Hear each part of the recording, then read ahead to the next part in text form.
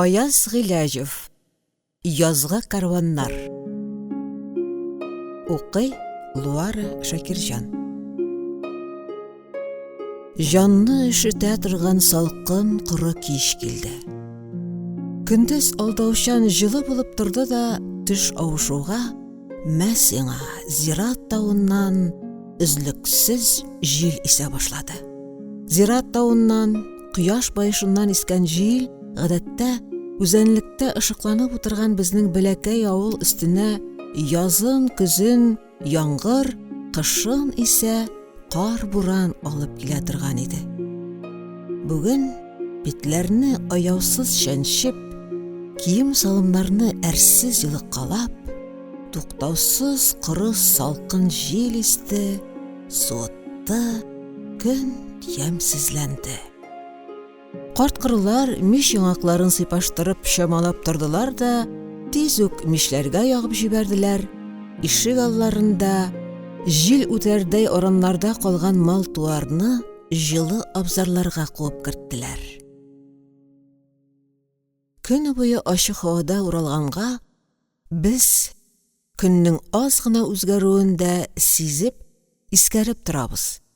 Җил азаюына игътибар иттек. Шын күңелдән сөйештек. Ындырдан 7 ылаусылы төяп, төнгә каршы Чаллы элеваторына юлга чыгасыбыз бар иде. Кабан авылы аша барсак, юл шактый кыскара-кыскаруын, әмма 2 авыл уртасында 7 чакрымлы кара урман ята. Кичә бүген аязып торса да, урман юлларына тоташ яңгырлардан соң баш тыгарлык түгел. Шул сәбәпле әйләнештән түбән авыл аша барабыз. Анда да шул кара урманның дәвамы, әмма андагы юл өстендә такта яру заводы бар. Завод дип хәзер аның исеме генә калган. Сугышка хәтле анда чыннан да такта яралар иде. 7-8 түгәрәк пычкылары да бар иде. Безнең тып-тын урманнарны ярып аваз салырлык бердән-бер гудок та шушы заводныкы иде. Ду дип, безнең яшьрәкләрне җилкетеп, күңелне кузгатып, кычкыртып җибәрә торган иде. Искиткеч. Мишавыл базарына кыяр сатарга барганда, урманда гудок тавышыннан сискәнеп калтырансам да, авылга кайткач малайлар алдында на буе үземнең дә мактанганым бар. Завод яныннан узу үзе бер рәхәт иде. Түгәрәк пычкылар күз ярмәс тизлек белән чаж әйләнәләр. Бөтен җиргә сап-сары нарат такталарны сыртлап игәннәр, ап-ак юкә тактасы иемнәре дә бар. Бер кырыйдарак пычкы чүбе таулары, тары кешеле сыман кояшта ялтырап яталар. Малайларны шаугыр килеп шул таудан шуып уйнауларына карап, без үлеп көнләшә идек. Бөтен җирдә борынны кытыклый торган әшкелтем татлы агач исе. Хәзер завод үзе юк. Озынча моңсу баракларның түбәләре арык ат сырты төсле бөгелеп җиргә иңгән. Аркылы-торкылы такталар белән ярым томаланган тәрәзәле 1-2 бүлмәсендә ялгыз карчыклар, тол хатыннар һәм җитү чәчле, җиткән тырнаклы балалар яшәп ята. Үткән-сүткәндә кыйларыннан су ичеп китәбез. Гаҗәп, кые суларыннан да нарат сагызы тәме килә уларның. Ат сугарабыз. Кышкы бураннарда, көзгә караңгы төннәрдә барак тәрәзәләрендәге тышкан уты кебек кенә җемелдәшкән сүрән утларны күргәч, эшкә җылы йөгерә. Авыр, мәшәкатьле юлларда һәр җан иясенә куанасың. Ут яктысы ялгыз түгеллегеңне искәртә, терелтеп, көч биреп җибәрә. Шахмаклап, матурлап илгән такталарны ташып бетерделәр, түгәрәк пычкыларның күгәреп тешләре кыелды, пычкы чүбе кешеләре чиреп муртайды. Аларны юанык сабаклы алабуталар, сажын-сажын кычытканнар күмеп китте. Урман юлын сугыш алдыннан гына вакташ җәеп тракторлар белән таптатып ныгытканнар иде. Хәзер аның да күп җирен яңгыр, кар суы юып бетерде. Юл кылдый-былдыйга әйләнде.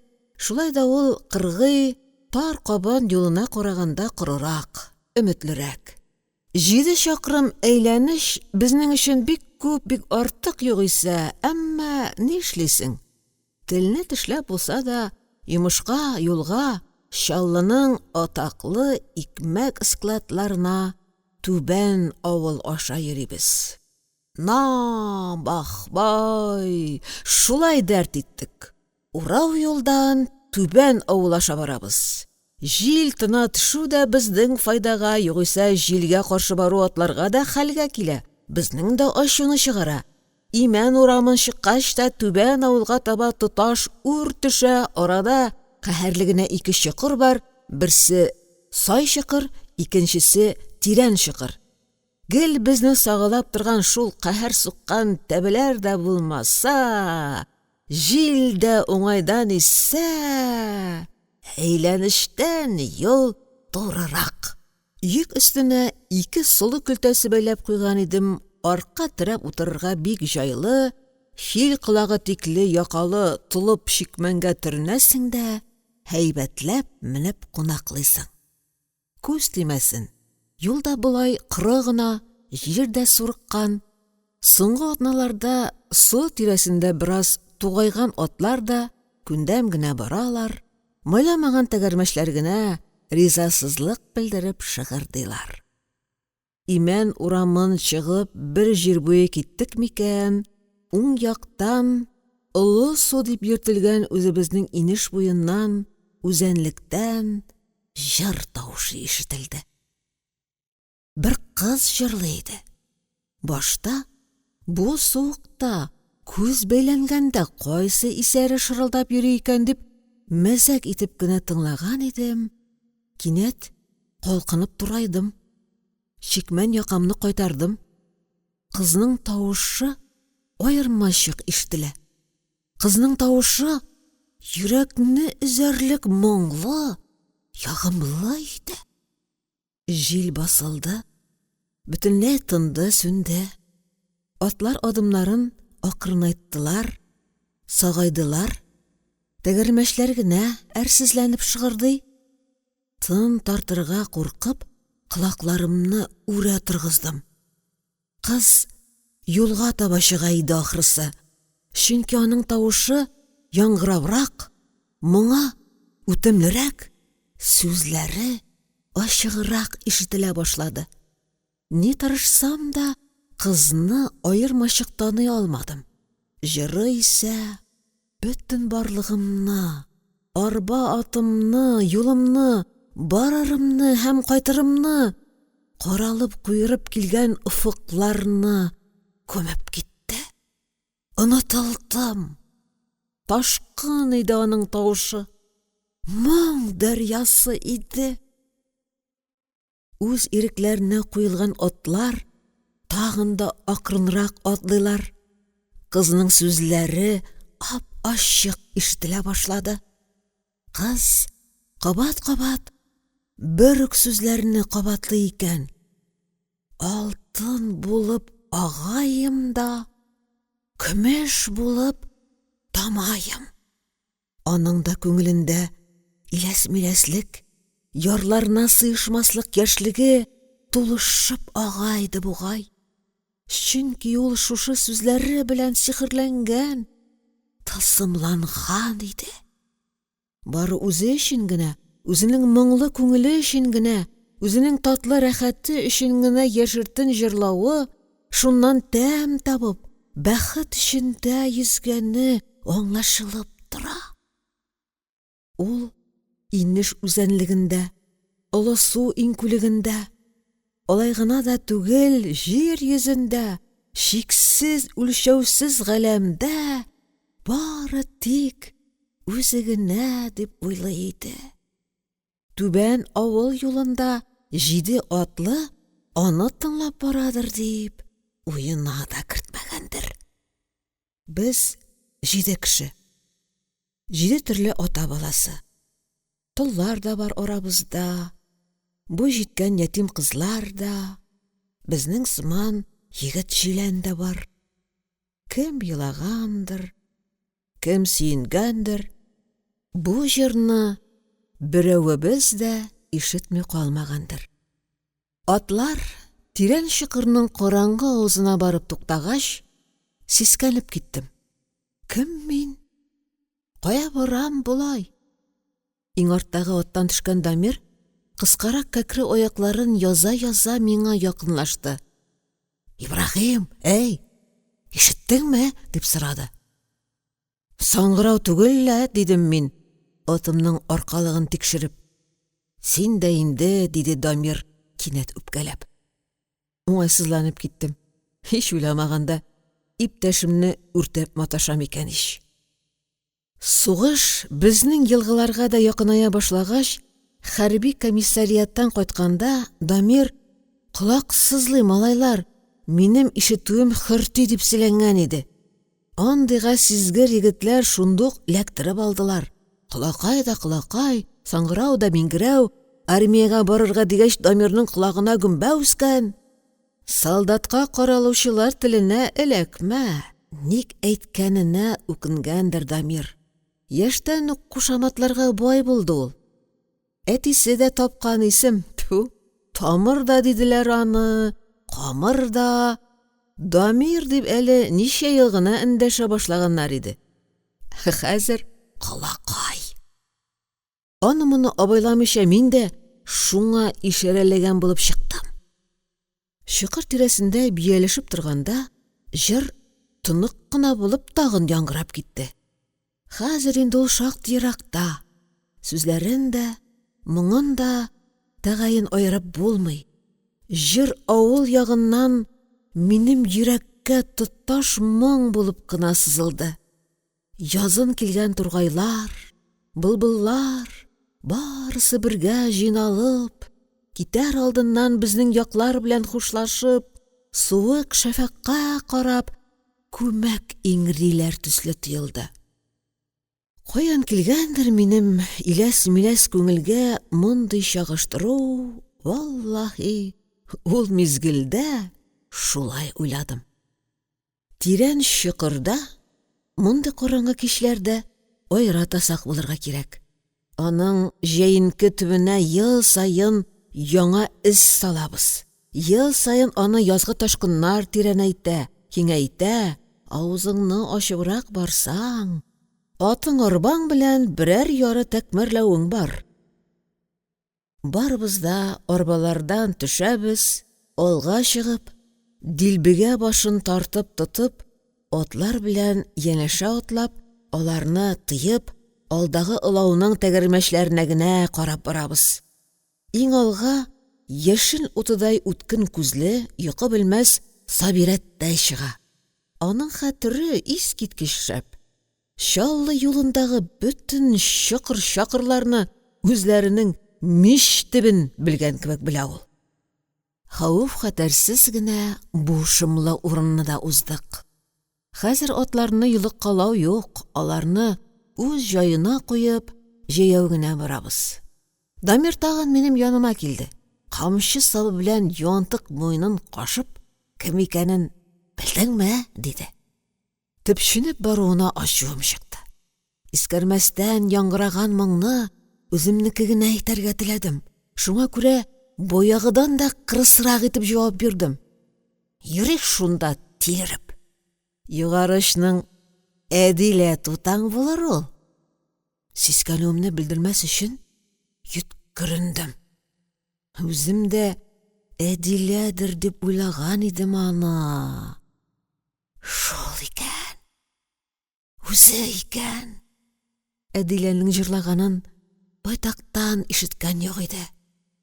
Былтыр яз, кар астында кышлаган башак ашап, Сарсаз авылында кияүдәге апасы үлде Әдиләнең. 4 баласы тезелешеп калды. Әдилә шул ятимнәрне карарга Сарсазга җизнәләренә китте дә, инде 2 җәйне, бер кышны шунда уздырды. Җырны шунда өйрәнеп кайткан дисәм, ай-һай. 4 сабый янында жырларга вакыты калды микән? Хатыны үлгәннән бирле җизнәсе дә бик рәтсезләнгән, бик шәдеп сөйләгәннәр иде.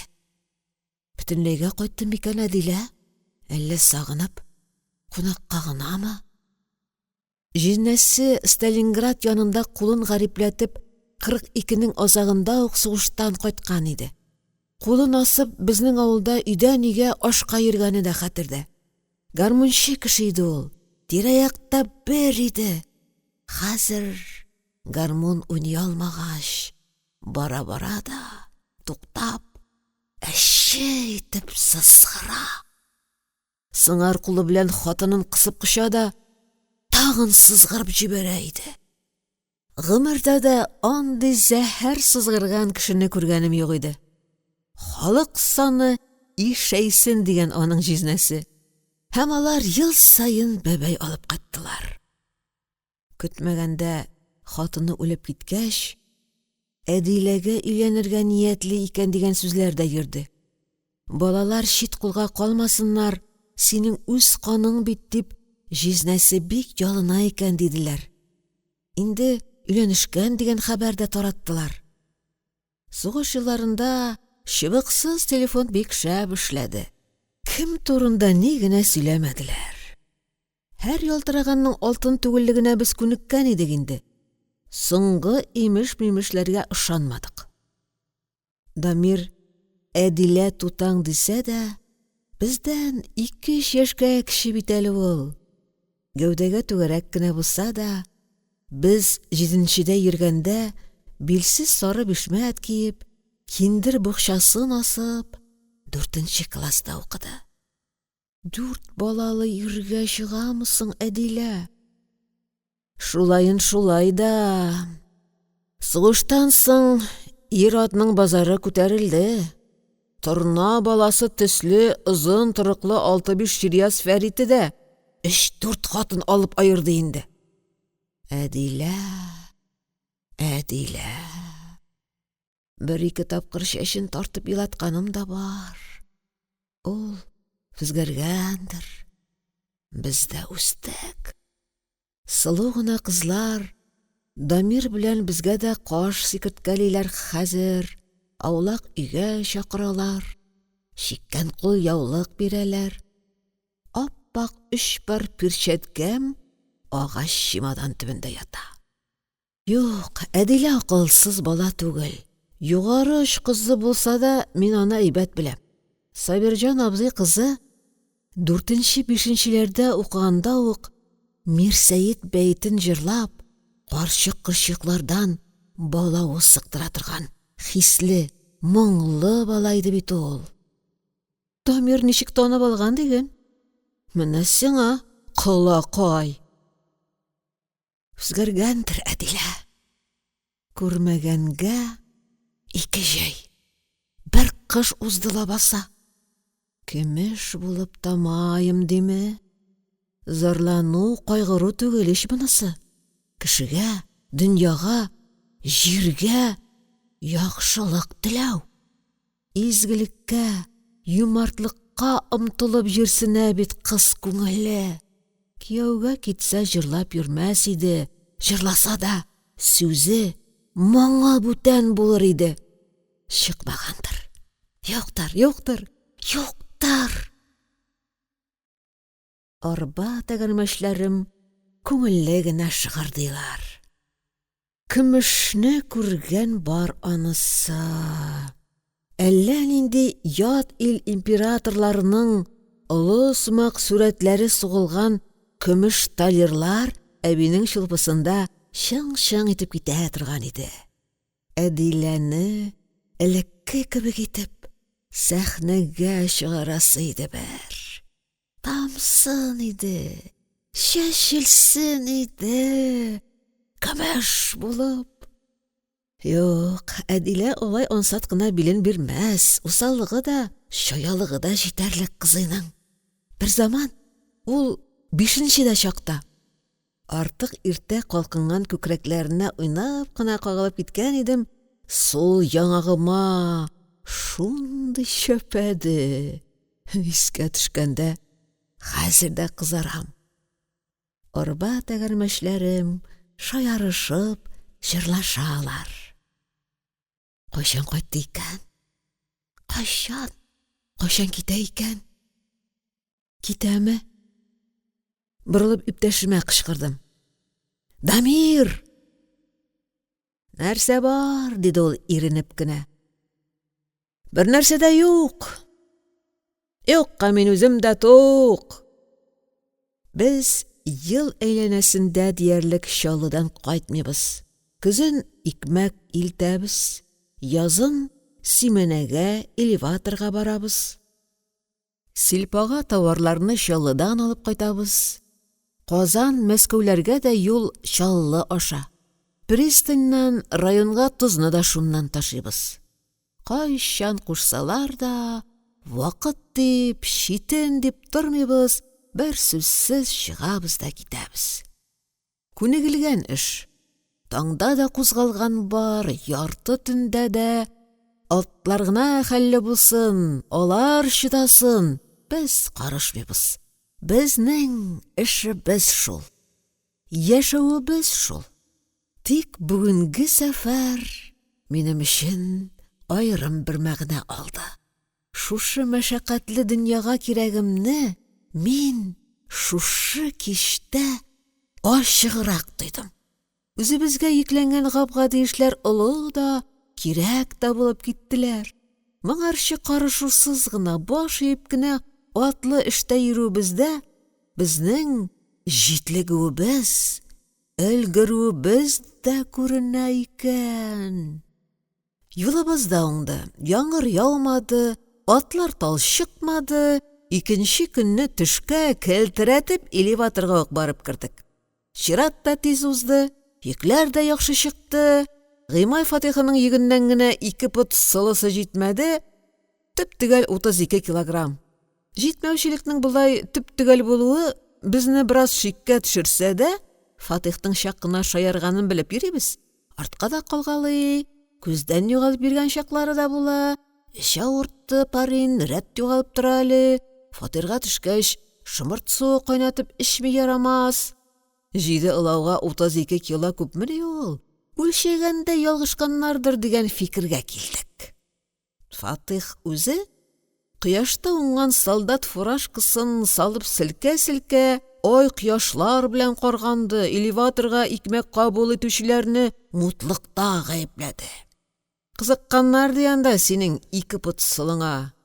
Фатихның каргануы безнең шикне арттырса да дәшмәдек.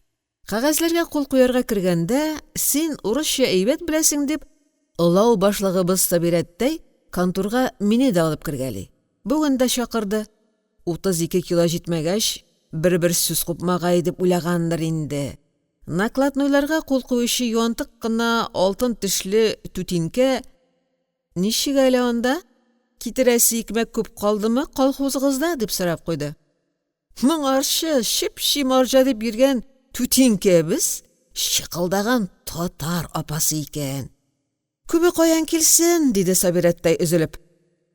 Симәнә калдыра алдыгызмы соң, дип кызыксынды апа. Бар булганын кырып сибереп алып килдек, диде кистереп Сабирәттәй. Быелгы иген дә келәт күрмәде, бурага төшмәде. Амбарлар җылашып утыра. Ындырдан туп-туры монда ташыдык. Хөкүмәт үзебезнеке әле, язын орлыксыз калдырмас. Монда ышанычлырак сакланыр. Апа артык тирәнгә кермәде. Маңгайын җыерып безгә бик мәзәк тыелган иреннән бөреп торды да, чуар тышлы шәмәхә карандаш белән безнең кагазларга кул куйды. Йөкләр янына чыккач карасак, теге җитмәгән ашлыкны безнең өстән чигергән икән. Сабирәттәйне бу яхшылык куандырмады.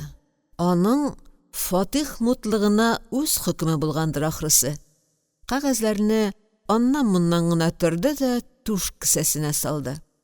Аның былай да калкып торган түше тагын да зуррак булып бүлтәйде. Әйе, Сабирәттәй теге апага ачы хакыйкатьне әйтеп бирде. Ындыр тирәсенә ашык-пышык куелган соңгы скиртләр дә язгы кар көртләре кебек эреп бетте. Сушилка колайлары ялтырап калды, келәтләре буп-буш, хуҗалыклардагы бураларда да тышкан куанырлык та бөртек юк иде. Барын ташып бетердек. Алда авыр озын кыш. Председатель фуражга нужага дип азма чипле солы белән печән өстенә халык бик киселгәндә тотылыр дип чак кына бодай калдырырга чамалаган икән дә, районнан буйрык биреп, үзен нык кына пешерделәр. Калганын да тиз үк илтеп тапшырдык.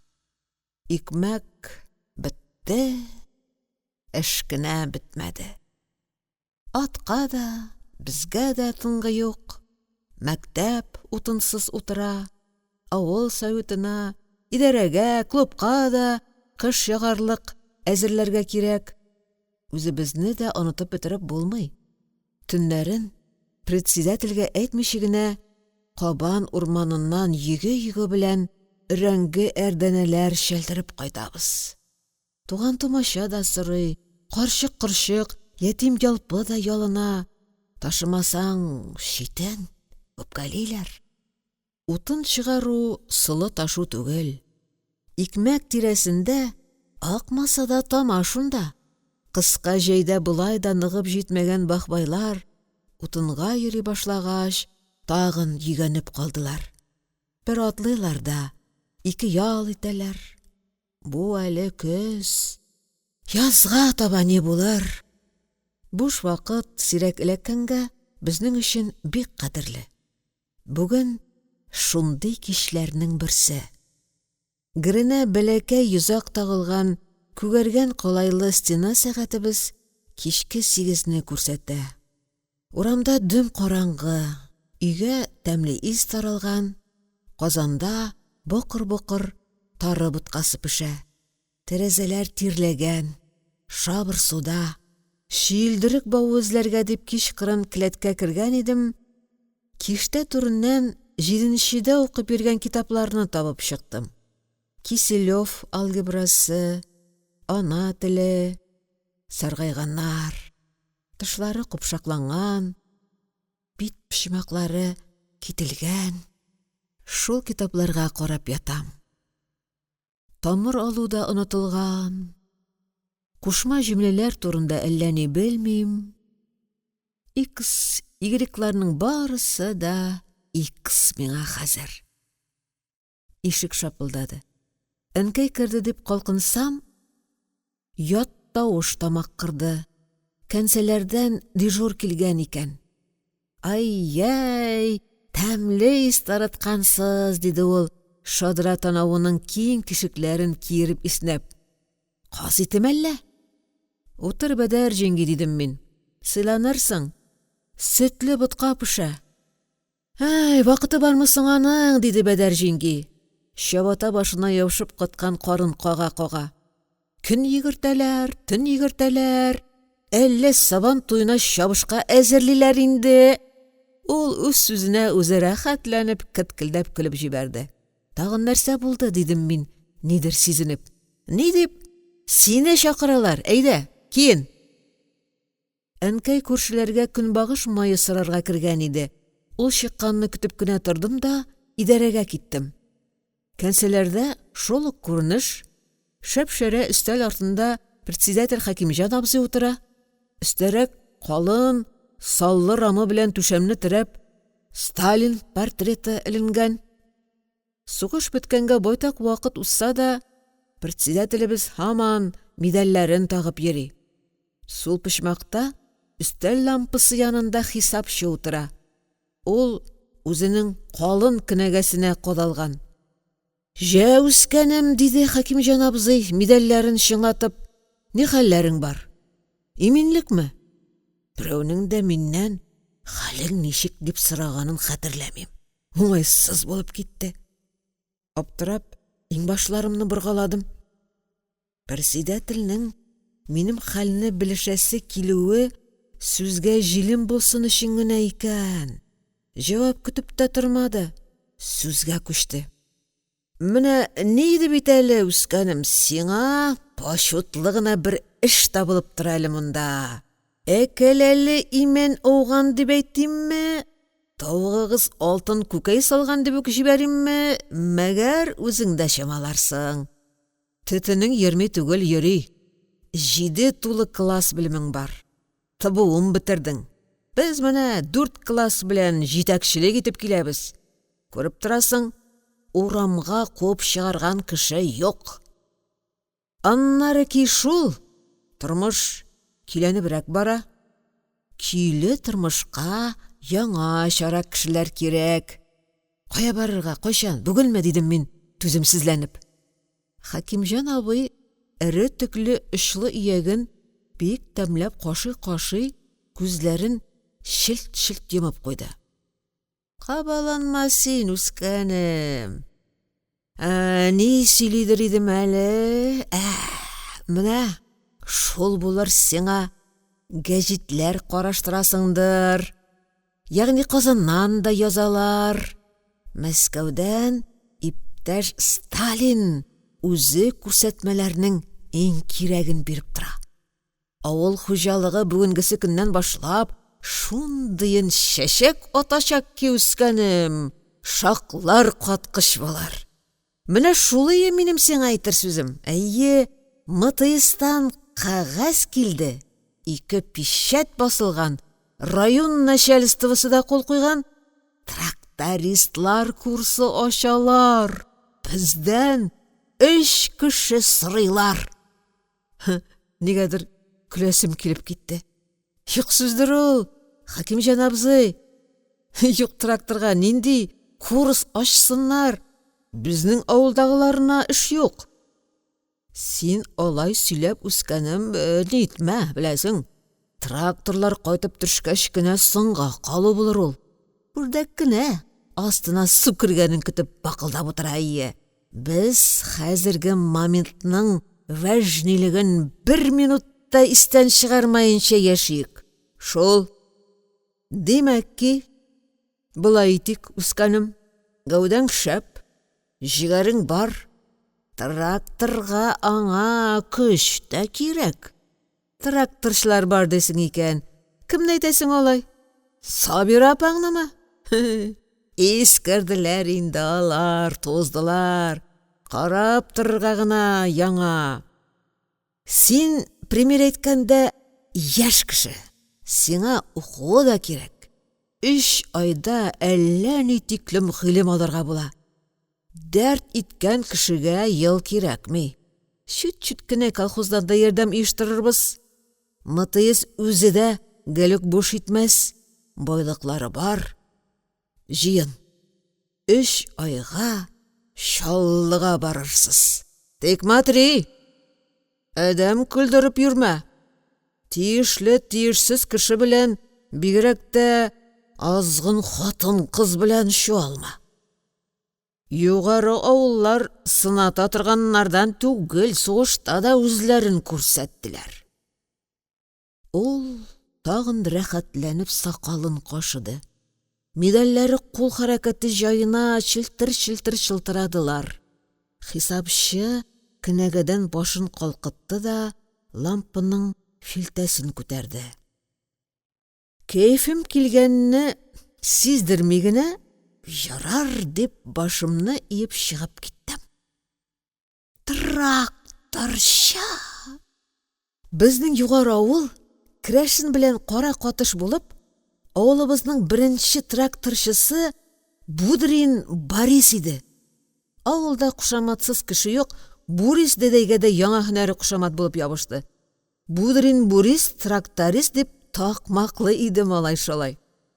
Әллә кызыгып, әллә көнләшеп гел аның артыннан ияреп йөри торган идек. Бедрә чәчле, кара тутлы чибәр йөзле Григорий дәдәй колхоз машинасы белән сугышка чыгып китте дә машинасыз кайтып керде. Исән кайтуына сөендек. Аның да кушаматы шофер Григорий булып беректе. Машинасы булмаса да шофер, чөнки ул беренче. Хәзер безнең авылда бензин исе районнан югары начальство килгәндә генә аңкып кала. кыйбатлы хошбуй исе белән бер безгә бензин исе. МТС тракторлары безнең бәләкәй колхоз кырларына килеп тә карамыйлар, чират җитми. Кайтыр тракторлар, ансыз булмас. Хәлле хәлсез 17 ат белән әрем билчән баскан кырларны уңдырышлы итәрмен димә. Тракторсыз һич ярамый безгә. Шәп трәнле сабан тагып, ургылып кирип китәсе иде дә. Уфуктан уфукка сиреп ташлыйсы иде. Сабира апа хәтергә төшеп, аны жәлләдем. Тузгандыр да шул.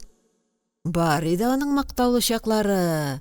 Башта плугар булып йөрде дә, чат Нурлыгаян малайын сабанга утыртып, үзе трактор йөртә башлады. Нурлыгаян малайын егет итте, ир итте. Алак-шалак йөргән кешедән ударник ясады. Казанга механизаторлар конференциясенә бергәләп бардылар.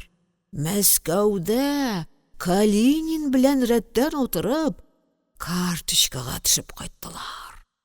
Сабира апага медаль дә биргәннәр иде. Сугыш башлангач, ире танкист булып китте.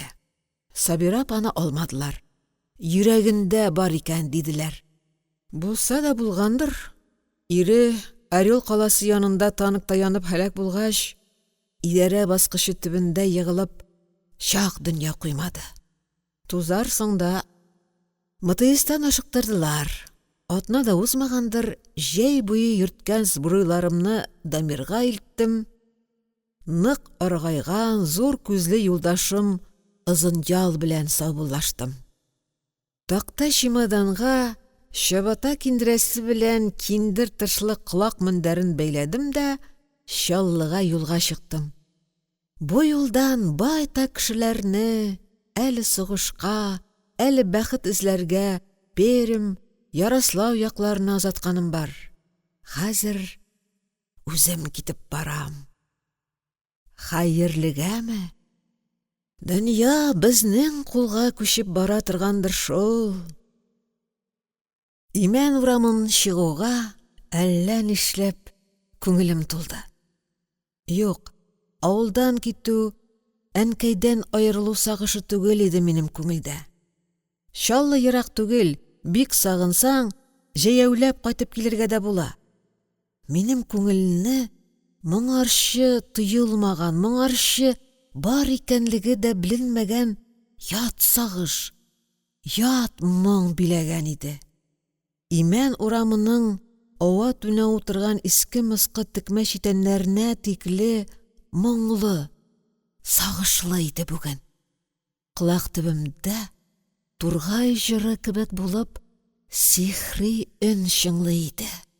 Алтын булып агаемла, әләләләләү, көмеш булып тамайым, әләләү. Көн суык, көн шыксыз, юл кантарлары бызланып каткан, ак чебеннәр уча, чыкыр-чакырлы юлдан арба дырык-дырык бара. Дамир олаучы. Ул безне Чаллыга хәтле илтергә тиеш. Дамир белән безнең аралар кызык кына була башлады. Ни атна, ни шимбә дигәндәй, тик тымалдан Әдилә турында сүз башлый да, минем күңел кылларын тарткалап карый. Я булмаса бер дә юкка Әдиләне яманларга тотына. Чигү тегү эшендә белмиемеш, фәлән дә төгән имеш. Аның кызыксынуын сизеп, мин дә сер бирмәскә булдым. Ак демим, күк демим, белми торсын әле. Малай җүләр түгел, сизенде. Сизенгәч, үчегешергә кереште. Юлга чыксак, атын иң алга куа.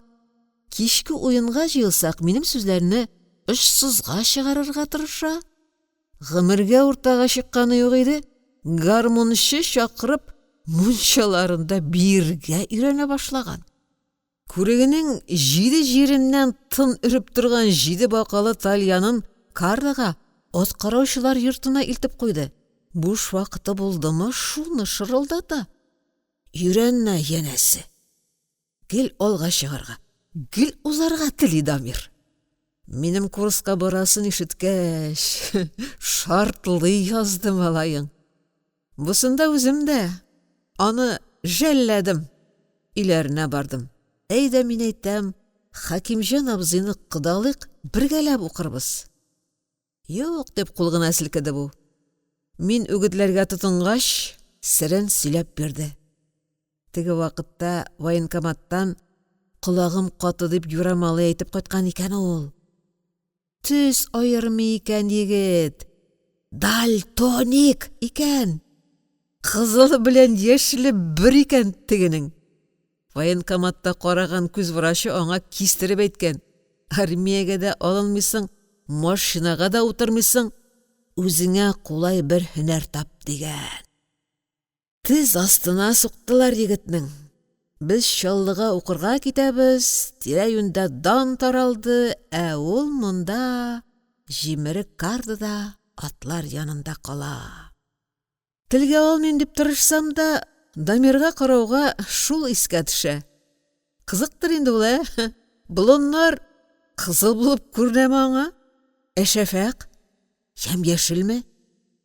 Менә сул кул яктагы Сарсаз авылына хәтле сузылган уҗымнар аңа кып-кызыл булып күренәдер, Ә кызларның бит очлары яшел. Яшел иякле Әдилә. Чыдый алмыйча шаркылдап куйдым. Дамир сизенә, төс аермый торган күзләрен акайтып, миңа карады. Шүрәле кытыклыйм әллә сине? Юкла. Бер кызның ияге искә төште. Кутырлаганмы? Дамир һич кенә дә тик утыра алмый. Быргалана, терсәге белән минем касыкка килеп орына, авырттыра, артка да карый, як-якка да. Тегенең нидер әйтәсе киләме шунда? Кысталган кеше күк бара да бара. Ахырда чыдамады егет. Күзләрен читкә борып, тегене күрмәдекме? Дип сорады. Кемне? Кыланып барма инде, белмиләр ди. Әдиләне инде. Җырлап узган иде бит. Ул да нәкъ шуларны уйлап бара икән. Юк шул, күреп булмады Әдиләне. Иләрендә җан әсәре сизелмәде. Күрше күләннән сорашырга читенсендем. Теге чакта, җыры белән безне озатып калганда, Әдилә 2-3 көнгә кунакка гына кайткан булып чыкты. Бу араларда клуб ачылмады, каз өмәләре башланмаган, аулак өйләрдә тынып тора, ни арба, ни чана дигәндәй, тегермәнгә баручылар да юк. Вак-төяк йомыш белән Чаллыга я башка олырак урыннарга чыгып китүче дә күренмәде. Менә без генә өчәүләшеп китеп барабыз. Кар сизелерлек өчә башлады. Вак кына үткер кырлы ярма кисәкләре бит өчен чиметтереп кыйлалар. Дамирга аркамны терәп барам. Булай җылырак та, сөйләшмәскә дә җайлы. Тик аның белән сөйләшергә туры киләчәк. Бик нык сөйләшергә туры килер. Күңелгә шулай тоела. Күңелгә килгән алга киләделәр рас икән. Безне ашыгычрак озатканнар булып чыкты. Курслар менә уйышып кына килә икән. Бинасы да юньләп каралмаган. Уку әсбаплары да юк. Тегесе җитешми, монысы әзерләнмәгән. Безгә иртәрәк килгән бәхетле кулларга байтак вак-төяк эш белән маташырга туры килде. Ишек тәрәзәләрне ныгыттык, пилорамнан пышкы чүбә ташып, нигезне җылыттык. Кыскасы, без килеп 2 атна узгач кына барысы уйышты. Һич көтмәгәндә эшләгән өчен безгә бераз акча да биреп куйдылар. Күңел күтәрелде, курсантлар да җыелып бетте, уку башланды. Бик дәртсенеп тотынган идек, 3 айда гына программаны уза алмадык. Трактористка ни кирәге бардыр, безне капиталистик илләрнең географиясендә тарихта укытып җәфаладылар. Үз бусагыңнан чыгып киттеңме, туган җиреңне аңлый башлыйсың, ныграк сагынасың диләр, рас икән. Әдилә матур турында торган сайын ешрак уйлый башладым. Ятсам төштә, торсам истә дип бик белеп җырлыйлар икән безнең югары авылда. Кызның хәлен кем аша белергә дип узак башлаттым. Үзенә атап хат язар идең, уңайсыз. Төрле гайбәтләр йөрде. Дөресме алар түгелме, кем җеп өчен эзләгән. Әнидән сорап язар идем. Өйдән чыкмый яткан кеше яшьләр арасындагы хәлләрне каян белсен? Тоттым да Дамирга хат яздым. Бик озак көттереп, яңа ел бәйрәмнәре узгач кына авылдаштан җавап килде. Кич иде. Зәңгәр эңгердә, тәрәзә бозына иңемне терәп, авыл хәбәрләрен укыдым. Куып кайтармасалар, ят рәхәтләнеп, озак тоттылар дигәнне телеңә дә алма. Клуб үз урынында, якмыйбыз, утын бетте. Яңа ел вечерна дип, шәнәшкә белән утын алып кайткан идек. Вечерның да рәте булмады. Үлем җитем юк, өйләнүче юк. Үзем атлар арасында генерал, старший конюх иттеләр дәдәңне. Гармунда сербиянканы сиптерә башладым. Пешән бетте. Рига түбәсеннән салам ташыйбыз. Теге извис балзлар янындагы чокырларга тутырган Айбагар селосы чирегән булып чыкты. Су үткән. Ярамады. Аулак өйләр буламы дигәнсең. Монда безнең уен кайгысы түгел. Сезнең сымак казна ипиендә симерешеп ятмыйбыз. Әдиләне сорагансың. Кайтканы да, күренгәне дә юк. Кияүдә дә диләр, юк та дип әйтәләр. Җизнәсе куены татлыдыр шул аңа. Кайткач үзең сорашып белерсең. Миңа кирәге шул тиклем генә. Үпкәләмәссең. Шәшүгә кайтып җитә аласызмы? Тракторны шуннан ук биреп җибәрәләрме? Кызарындым, бүртендем, нишләргә белмәдем. Иртәгесен зачет иде. Белгән сорауга җавап бирә алмыйча, начар билгесе эләктердем. Каян тешләргә белгән бит малайың. Җизнәсе куена дигән. Трактор биреп җибәрәләрме дигән. Көнендә очраса, салма савытының читен китә идем китүен. Сүз тыңлый торган гадәтем бар. Шуңамы яратып, тырышып укыдым. Тракторны гына түгел, башка машиналар тирәсендә дә ипилек тузлык беләсем килде. Мастерскойдагы кыру станогын бик яраттым. Тик һаман да тәмам онытылып китеп булмый. Яз якынлашкан сайын күңелдәге пушаман үзен ныграк сиздерә иде. Дамирның тетмәсен тетеп тә, юмалап та хатлар язып карадым. Күңелдәгедәй итеп җавап язмады егет. Әдиләне кабат телгә дә алмады. Имтиханнардан кутылдык. Кулга тракторист дигән документ тоттырдылар. Иптәшләр, укытучылар белән саубуллаштык та фатирларга таралыштык. Алау көтәбез. Алдан хәбәрләшкән буенча безне аларга ат җигеп Дамир үзе килергә тиеш. Председатель айгырын җигеп килер микән? Әллә үзе җигеп бери торган берәр җигәрле ат тагына килерме? Минем дә, авылдашым Турна Хәмитнең дә тракторист булып авылга шәбрәк атта юрттырып кайтып керәсе килә. Председатель айгырында выжлап авылга барып керәсе иде дә бит. Хәмит дигәннән 3-4 ай бергә аралашсак та, якынайып китә алмадык без аның белән.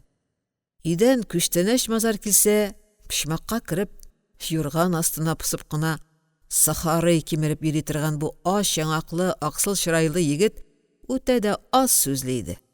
Мыдыр-мыдыр китап ятлап утыруыннан башка аның тавышын ишеткән дә юк. Дөнья турында, кызлар турында, аның белән бер сүз алышып булмый иде. Әллә нинди төнлә туган нәрсә. Кайтырга җыена башлагач кына малайның чырае яктырып китте. Кайтасы килүендә, тракторчы булуыннан канәгать икәнен дә беренче тапкыр шул көнне ишеттем. 5 мартта килергә тиешле Дамир күренмәде. Бәйләштереп куйган урын җирләребезне сүтеп, төн кундык. Күз текәп торсак та, председатель айгыры икенче көнне дә күренмәде. Мур кырмагандыр бит, югары авылны диештек.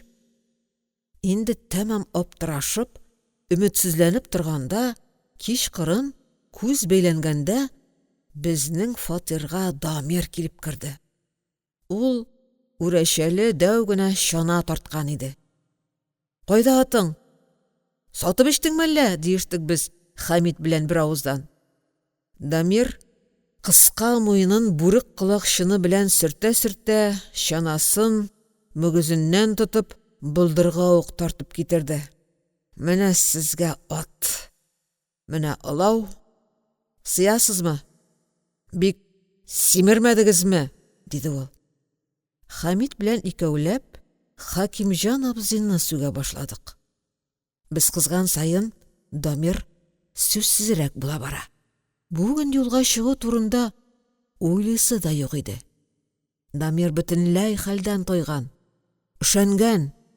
Тагын куна калдык. Юл буе әрләсәк тә Дамир ак димәде, кара димәде. Үзең конюх дидек без алмаш-тилмәш. Җитмәсә старший. Иң шәп атны тотарга да җигәргә иде. Их, син бәрәңге буламыгы. Чаллыда ятып шәпләнгәч, тракторчы исемен алгач, борын күктә иде. Авылга чана тартып кайтып керергә бик хурланган идек. Ярый әле караңгы төште. Авылдашлар безне күрми калды. Дамирның көнләшүдән бавыры кабарган, белеп торам. Ул минем таныклыкны 2 тапкыр сырап алды. Кат-кат укып, пишәтен иснәп карады. Ишемнән генә тантана иттем. Менә, җиңешеп караган идең. Карама мөгезле чана сирәп калдыңмы? Абзаң һөнәр ясы булды. Курсларда укыганда күңелләр күтәренке иде. Барыбыз да яшьләр. Төрле районнардан җыелган булсак та бик тиз дуслашып өлгердек. Чак кына дөнья мәшәкатьләреннән аерылып, дәреслекләрдә сөйләнгән, китапларда язылган тормыш беләнрәк яши башлаган идек без. Мин үземнең авылга кайтып керүемне дә шулайрак итеп, шәп итеп, һич югында тантаналы итеп күз алдыма китергән идем. Менә мин кайтып төшәм янәсе. Председатель дә куана. Гомергә елмаймаган хисапчы да көлә. Әнкәй дә шатлана. Агай энеләрне әйткән дә юк. МТС директоры безне җыеп ала да, әле яңа гына Бөгелмә станциясыннан кайтып төшкән, буяу исе килеп торган тракторларга утырта. Музыка, байраклар, кытлаулар. Шушы тантананың бер читендә мин һәр вакыт Әдиләне дә күрә торган идем. Мондый күңелле киләчәктә Дамирга бик бәләкәй, бик кысан урын калдырган идем мин. Танавыңны чиеп, хат язарга ирнеп биргән идеңме? Мә сиңа. Әнкәй куанды, сүз дә юк. Мыштым гына елап та җибәрде. Бәрәңге дурышмагы белән сыйлады, мунча якты. Әнкәй юып үтүкләгән күлмәк-ыштанны киеп, әнкәй җәйгән җылы урында яту. Нинди рәхәт. Уяндым да аннан-моннан капкалап, идарәгә чаптым. Озаграк йоклаганмын. Хәмит әллә кайчан килеп тә җиткәндер. Йокыга сак егет. Нинди яңа хәбәрләр бар икән дим. Кояш шактый күтәрелсә дә, идарәдә беркем юк иде. Җыештыручы Бәдәр җиңгинең борынына кырым кунган. ул сыңарып кына мич сымалап маташа. Бүлмәгә зәһәр күмер исе чыккан иде. Борынымны җыерып берау көтеп утыргач, түзмәдем. Булар кайдасың? Дип сорадым. Бәдәр җиңгидә. Беренче күргәндәй урындыкларга, таплы-таплы эскәмияләргә күз ташлады. Төтен кызарткан сирәк кирфекле күзләрен шилт-шилт йомгалап, «Кайсысы кирәгие соң сиңа?» диде. «Соң, Хакимҗан абзый кайда? Башкалар?» «Аларның ни? Белмисеңме әллә?» «Белмим бит, мин кичә генә Чаллыдан кайтып төштем». Чаллы сүзенә дә исе китмәде Бәдәр җиңгинең. «Кардада алар» диде күзләрен сөртеп. «Нишлиләр анда?» «Төшеп кара, үзең күрерсең». Төшәсе дә килә, килми дә. Монда идарәдә халык арасында очрашасы килә иде Хакимҗан абзый белән. Баскыч төбендә таптанып торган арада карда ягыннан бер төркем кеше менеп килүе күренде. Бригадирларны ияртеп, Хакимҗан абзый кайтып килә иде. Эшемә җылы керде. Ирәеп кенә ак перчаткамны киеп куйдым. Председатель яңа сырма өстеннән иске кыршылган кажан кигән, кажан җиңнәре пычранган, бригадирлар да таш чапкан төсле мыжлап төшкәннәр иде. Саргайган бармаклар арасына юан-юан тәмәке кыстырганнар. Паш-паш суыралар. Берәр бия кылынлый алмый интегәдер дип уйладым. Килүчеләр минем шактый кычкырып әйткән сәламемә баш кактылар да идарәгә кереп киттеләр. Хурланып, гәрләнеп, мин дә аларга иярдем. Хакимҗан абзый керә-керешкә кажаны белән сырмасын бергә салып мич арасына урындыкка ыргытты. Күкрәгенең медальләрдән буш икәнлеген абайладым. Гаҗәпләнүем тагы да арта төште. Бригадирлар, аларга ияреп кергән кешеләр, бер сүз дә дәшмичә, кайсы кая таралып чүмәштеләр. Кысылган иреннәрдә чытыр-чытыр тәмәке янды. Идарә эче яңа ягылган мунча күк зәңгәр төтен белән тулды. Тәрәзәдән карап көлеп торган март кояшы төтен арасыннан үтеп кереп, кешеләрнең сүрән йөзләрен яктырта. Аларга караган сайын мин шымлана бара идем.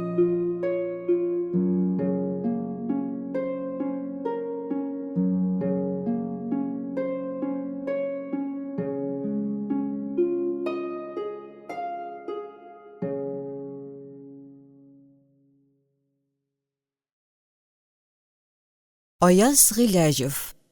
Язгы карваннар.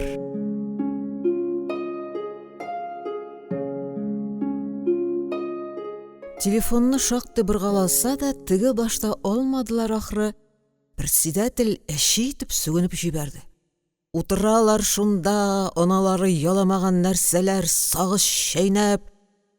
Мин кып-кызыл булдым. Хакимҗан абзыйның сүгенгәнен беренче ишетүем иде. Аны юаш, тәмле телле булуы өчен председатель итеп сайладылар да. Хәтеремдә 45-нең башында Хакимҗан абзый фронттан кайтып төшкәч тә гомуми җыелыш җыелган иде. Шунда Сабира апа чыгыш ясап, без Хакимҗан абзый дигән иде, барыннан да бигрәк тәмле телне сагындык. Тәмам аптыраш бит хәзер, үзебез дә сүгәбез, безне дә сүгәләр. Нәсел-нәсәбегез белән тәмле телле булдыгыз, кулыгыздан эш тә килде. Әйдә, дилбегәне кулыңа тот әле. Безгә камчы кирәкми, дилбегә каксаң да эшлибез без. Ә бүген тәмле тел сүгенә. Ниһаять, дежур кызлар аңа район җир бүлеген тоташтырдылар. Байтак әрепләшкәч, МТС директорын эзләп таптылар. Кәнсәләрдә халык ишәйде. Хакимҗан абзый аларның керүенә, сәлам бирүләренә диккать тә итмичә һаман сөйләшә иде. Райкомны да алды, райбашкарманы да, симәнәләр, чәчкечләр, культиваторлар турында сүз куерды.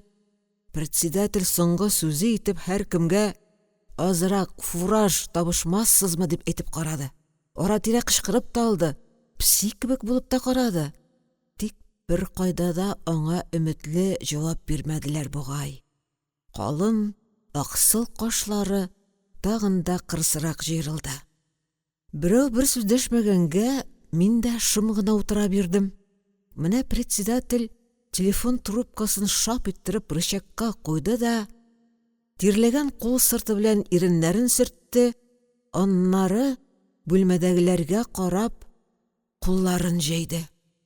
Фураж сорыйм, фураж! Ярдәм кирәк! Чүп-чар, сылы! Ни булса да ризамын дим, юк! Телефоннан акырышып эш чыкмас, су язып май төшми, берәр атнага чыгып китми ярамас. Ферма мөдире, бригадирлар, аларга иергән кешеләр капылт кына урыннарыннан куптылар да, бер сүз дә әйтмичә, тешләрен кысып урамга чыгып киттеләр. Хисапчы борыны белән калын гроссбухларга төртелеп, чырт та чырт шутын сала башлады. Мич арасыннан борыны җепшек Бәдәр җиңги килеп чыкты. «Үй борынча чыгарга кирәк, кем, Хакимҗан?» диде ул. «Шулай туры килә. Бер 10 пот бәрәңге мин бирермен.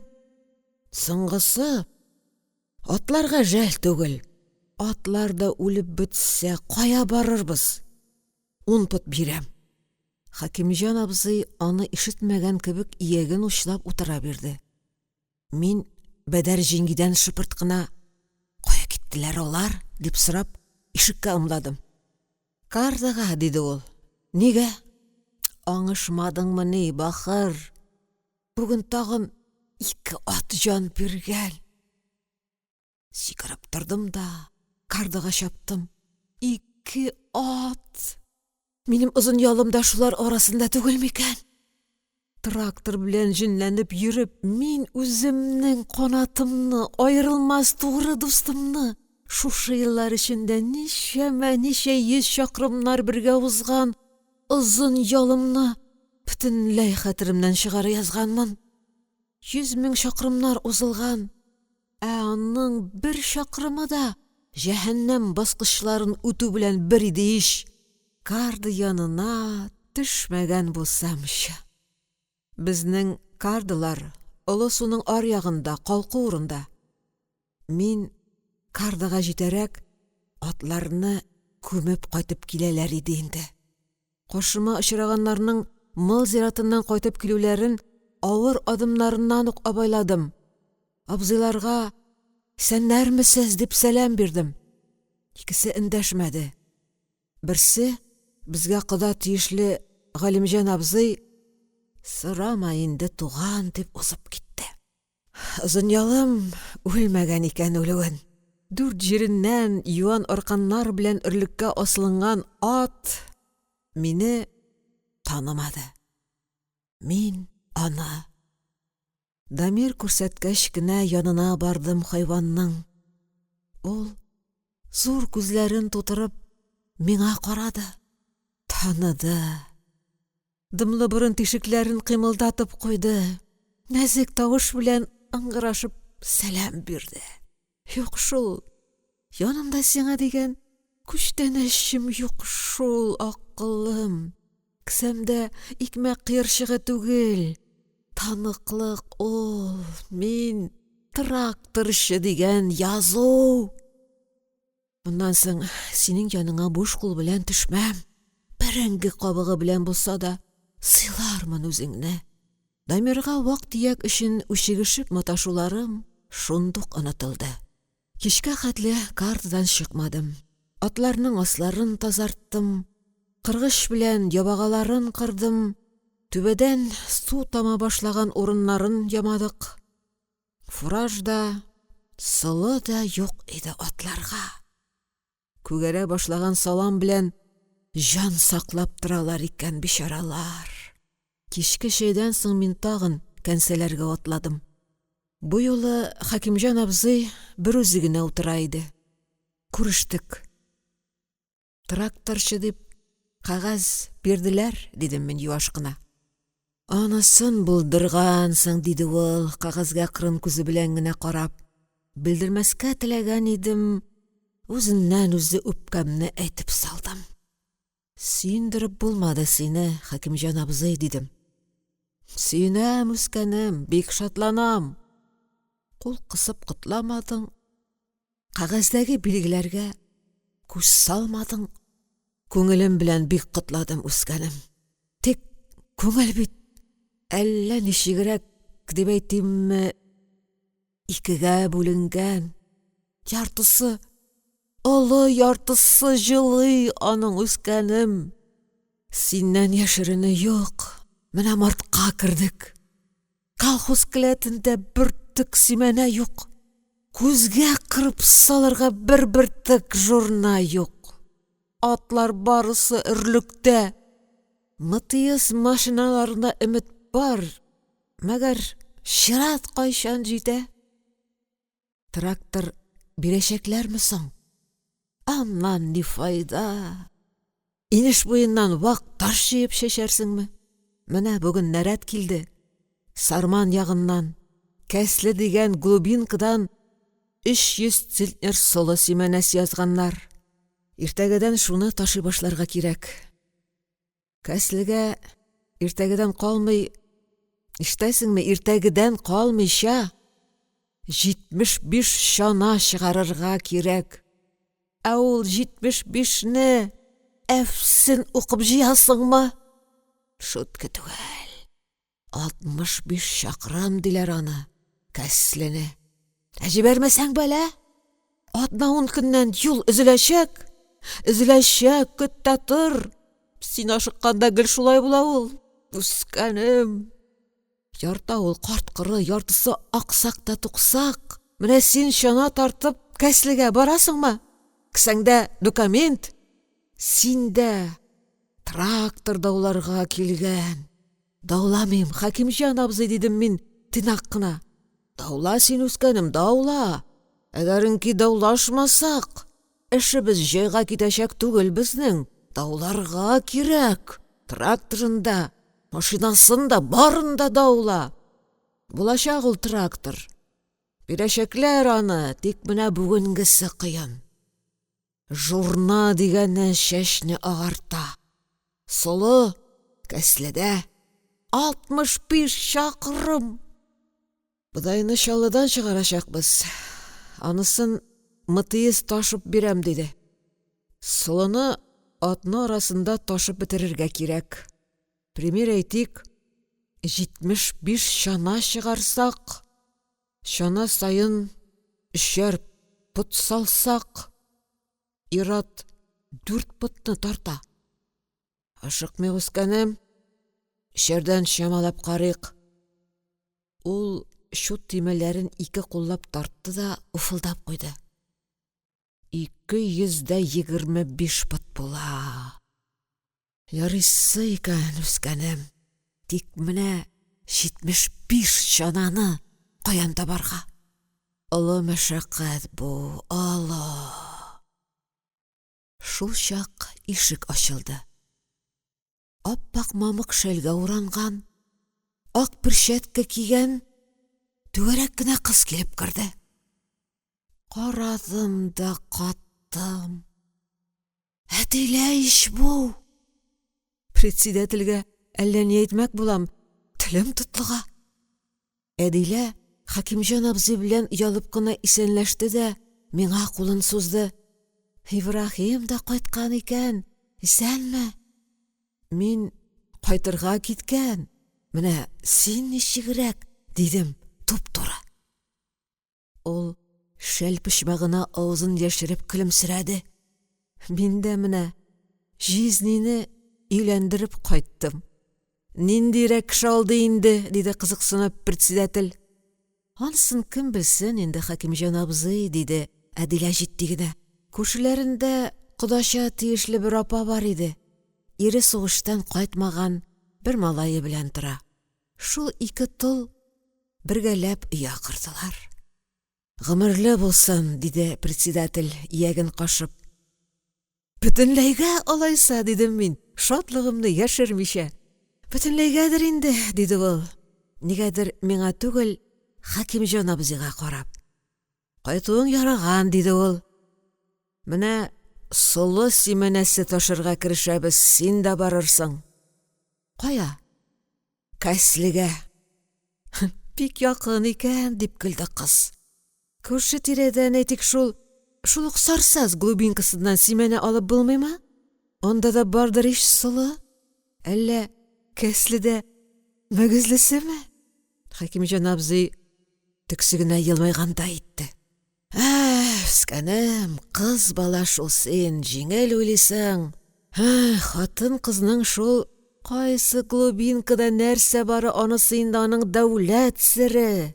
Сугыш сере белән бер анысы. Безнең катнаш юк анда. Менә Чаллыдан килгән нәрәт. Пишәт басылган, кулы куелган, Кәследән диелгән. Бетте, китте. Барасыңмы? Ярар, барармын, диде Әдилә, җәберсенмичә генә. Мин дә барам, дидем, кинәт кенә. Хәкимҗан абзыйның чырае яктырып китте. Ул ике куллап щотка ябышты һәм шырт-шырт итеп төймәләрне авыштырды. Кәнсәләрдән без икәү чыктык. Язгы төн айлы, анда санда гына юка болытлар ага. Урам яп-якты, инә эзләп табарлык. Урам буп-буш. Анда санда гына тәрәзәләрдә зәгыйф утлар җемелди. Кеше күләгәләре уйный. Кайтыр юлың ерак, усал маймайлар күп. Озата барыммы, дидем мин, кыюланып. Эшең булмаса, бар, диде ул. Барабыз. Элек урам уртасыннан киң, төз ат юлы була торган иде. Хәзер тар сукмак. Атлаганда бер-беребезгә тиеп китәбез. Иркен яшәдегез ахры Чаллыда, диде Әдилә кинәт. Нигә? Бер матур белән танышкансың икән. Хисселе суыклы булып киттем. Каян белдең? Дамир сөйләде. Татлы тамыр, дигән булдым мин. Сөйләр ул. Бердә ояты юк, диде Әдилә олыларча.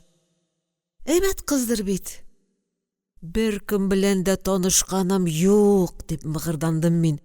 Кирәкләре бер тиен. Арзан бәйләдең син кызларны? Мин укырга бардым ишанда, Әдилә. Юк, Әдиләгә ачуым килеп түгел. Дамирның сүзләренә каным кыза башлады. Каян уйлап чыгарган дигән, Беләм алайың, кайсы пычмакта сагалап чалып ягырга кирәклеген. Сүзне тиз-тиз икенчегә бордым. Югыйсә, кызыбык китүем бар иде. Тутаңның балалары җылашып калдымы? Җыламый нишләсеннәр? Миңа ияләнделәр. Олы кызын алып кайттым әле, бездә торыр. Җизнәң ни хәлдә? Җизнегә нәрсә? Куенында яшь кәләш, авыз ерык. Өмете синдә икән дип сөйләделәр. Аның өмете булгандыр да, минем өмет башка да шул. Әдиләнең шулай олыларча, кыю итеп, ачыктан-ачык сөйләшүенә исем китте. Кемдә инде ул синең өметең? Дидем мин, йөрәгем дөпелдәгәнен ишеттермәскә тырышып. Әдилә көлеп җибәрде. Бик тиз белер идең бугай. Сүзсез калдырды бу кызый мине. Тәмам зихенемне бутады. Беравык дәшмичә бардык. Әллә оныттыңмы? Дип сорады ул кинәт. Нәрсәне, Әдилә? Оныткан. Икмәктер оныткан. Әйт инде. Минем чәчне тартып китүеңне. Яңагыңа шалтыратуым хәтереңдәме? Әллә син башка кызларның да чәчен тарта идеңме? Онытмадым, Әдилә. Башкаларныкын тарткан булмады, кыяштыр. Сөям дигән амың түгел идемени ул? Ибраһим? Ай-хай каты чәпәгән идең яңакка. Онытырлык булмасын дидем, Ибраһим. Егетләрнең хәтер кыска бит аларның.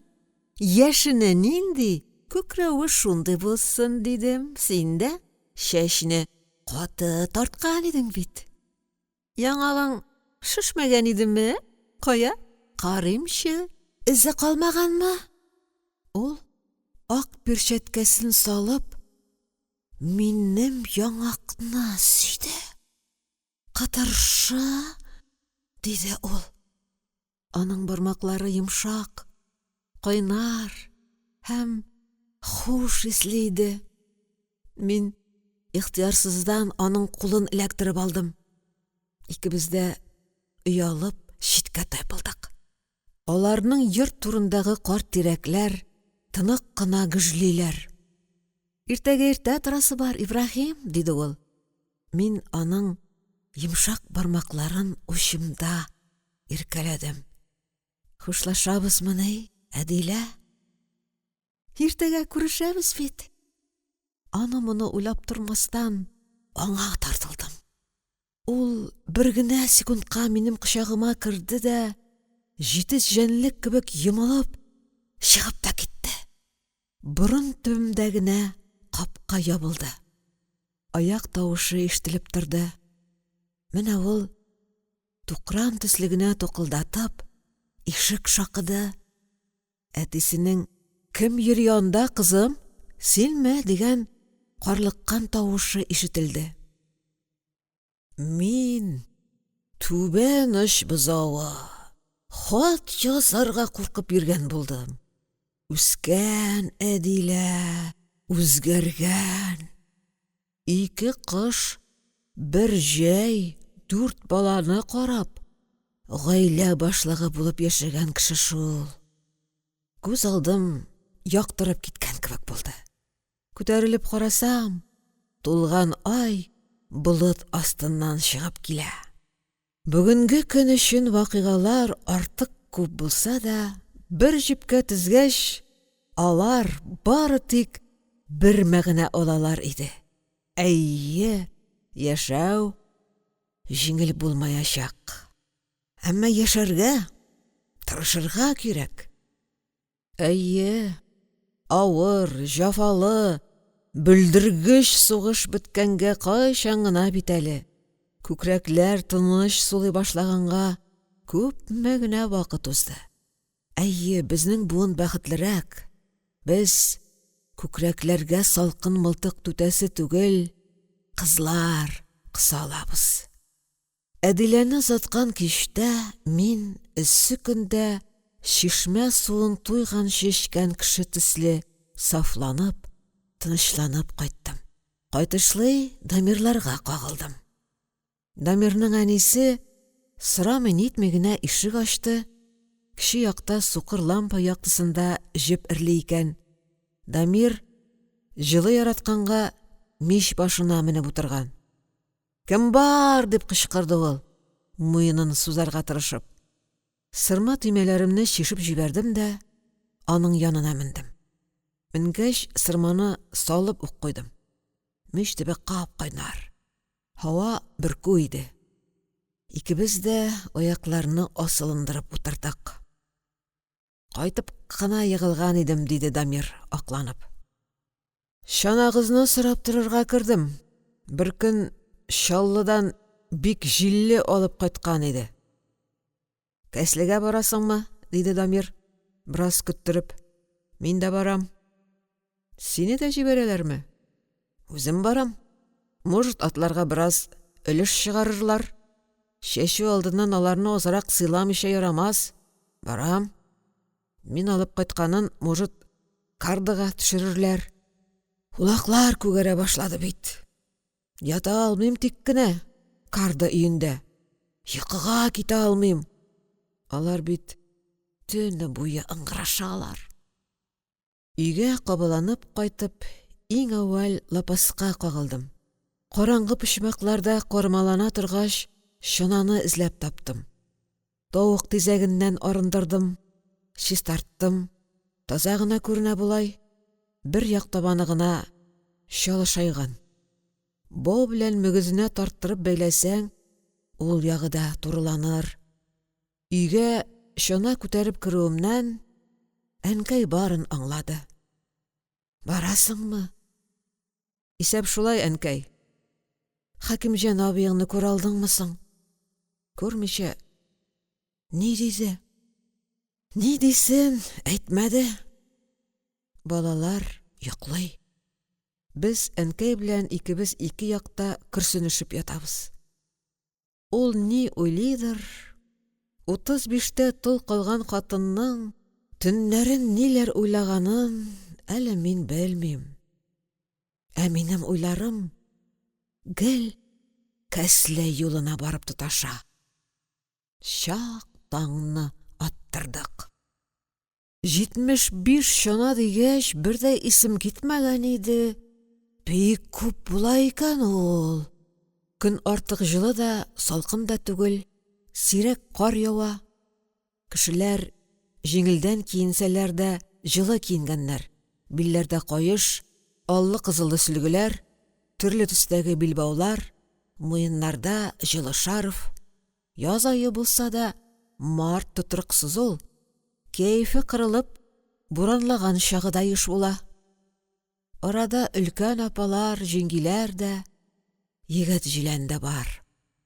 Егетләр хатын-кыз арасына катнашырга читенсенеп, идарә булдыру тирәсенә биялеп, тәмәке кирәйтәләр. Хатын-кызларның байтагысы соңгы вакытларда эшкә чыкмаган. Югары очлар түбән очларны, түбән очлар югары очларны танып алып, ерактан ук бер-берсен сәламлиләр, кочаклашалар. Бер-берсен күрми торган арада гәүдәләренә сарган хәсрәтне кыярга теләгәндәй, җилтерә төшеп тә алалар. 1-2 минут сүз әйтә алмыйча елмаешып торалар да, китә сүз чишмәсе челтерәп. Кем өйләнгән дә, кем айрылган, кемнең сыйры бозаулаган да, кемнең сарыгы кысыр калган, тавыклар күкәй саламы, казлар утырамы, күрме утын запаслары бетмәгәнме, басуларда кар ятамы, кышкы чир-чырлар кимегәнме? Бетәмени дөнья сүзе, хатын-кыз бер-берсен зарыгып очратканда. Арыш арасындагы бодай кебек 1-2 ир-ат та бар. Булары кичәге фронтовиклар. Алар җитди, кырыс.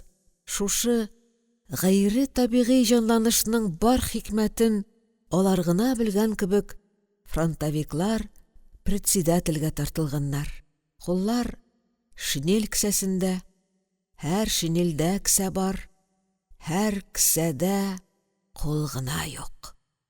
Хакимҗан абзый үзе дә юлга чыгарга җыенган төсле кыска тунының билен зәңгәрсу пута белән кысып буган, реш сөйләргә җыена ахры. Йөткеренә, тамагын кыра. Ниһаять, Әдилә дә килеп кушылды. Шуны көтәм икән, шуны эзлим. Башкалар күземә күренмәс булды. Ярминкә гөжлегәндәй тавышлар тынды. Берәү дә сизмәслек итеп кенә сәлам алыштык. Рәхәт булып китте.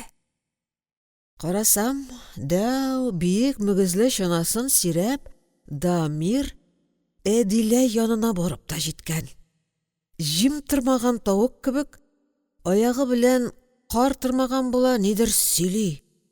Тик кыз егетнең үзенә түгел, чанасына карады. Чана дисәң дә чана бу, диде ул. Үзең ясадыңмы? Ясамыйча.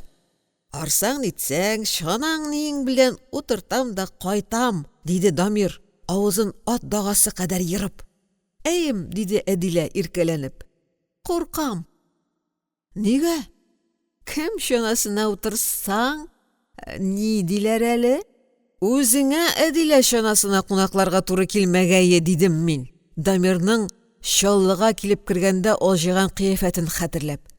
Конюхларның аяк йомшагаларның төшке ашка да айгыр җигеп кенә кайталар. Бусы үшекләшү иде. Әдилә көлде. Дамир усалланып: «Ә син шишлесез чабаташы», диде. Ул арада Хәкимҗан абый өскәрәк такталары кылдый-булдый торган булдырга менеп басты. «Туганнар», диде ул, «исән аман йөрергә тырышыгыз. Бер-берегезне юлда ташламагыз. Инде быелгы читен яз соңгысы булсын. Тезләнсәк тә йыгылыр өчен түгел, сикереп торып, йөгереп китәр өчен тезләнербез. Быелгысы елда без тәмам ныгып, көчәеп, йөгереп китәргә тиешлебез ки. И анысы шулай күренеп тә тора. Ягез, туганнар, ипләп кенә кузгалыгыз. Атлылар очраганда таптап китмәгез», дип кычкырды кемдер. Кемнәрдер күңелле генә көлеп куйдылар. Хәкимҗан абзый бу ялгыз тавышны ошатып бетермәде бугай. Шул якка карап әйтә куйды: «Быел яз бирешмәскә кирәк, туганнар. Быел яз».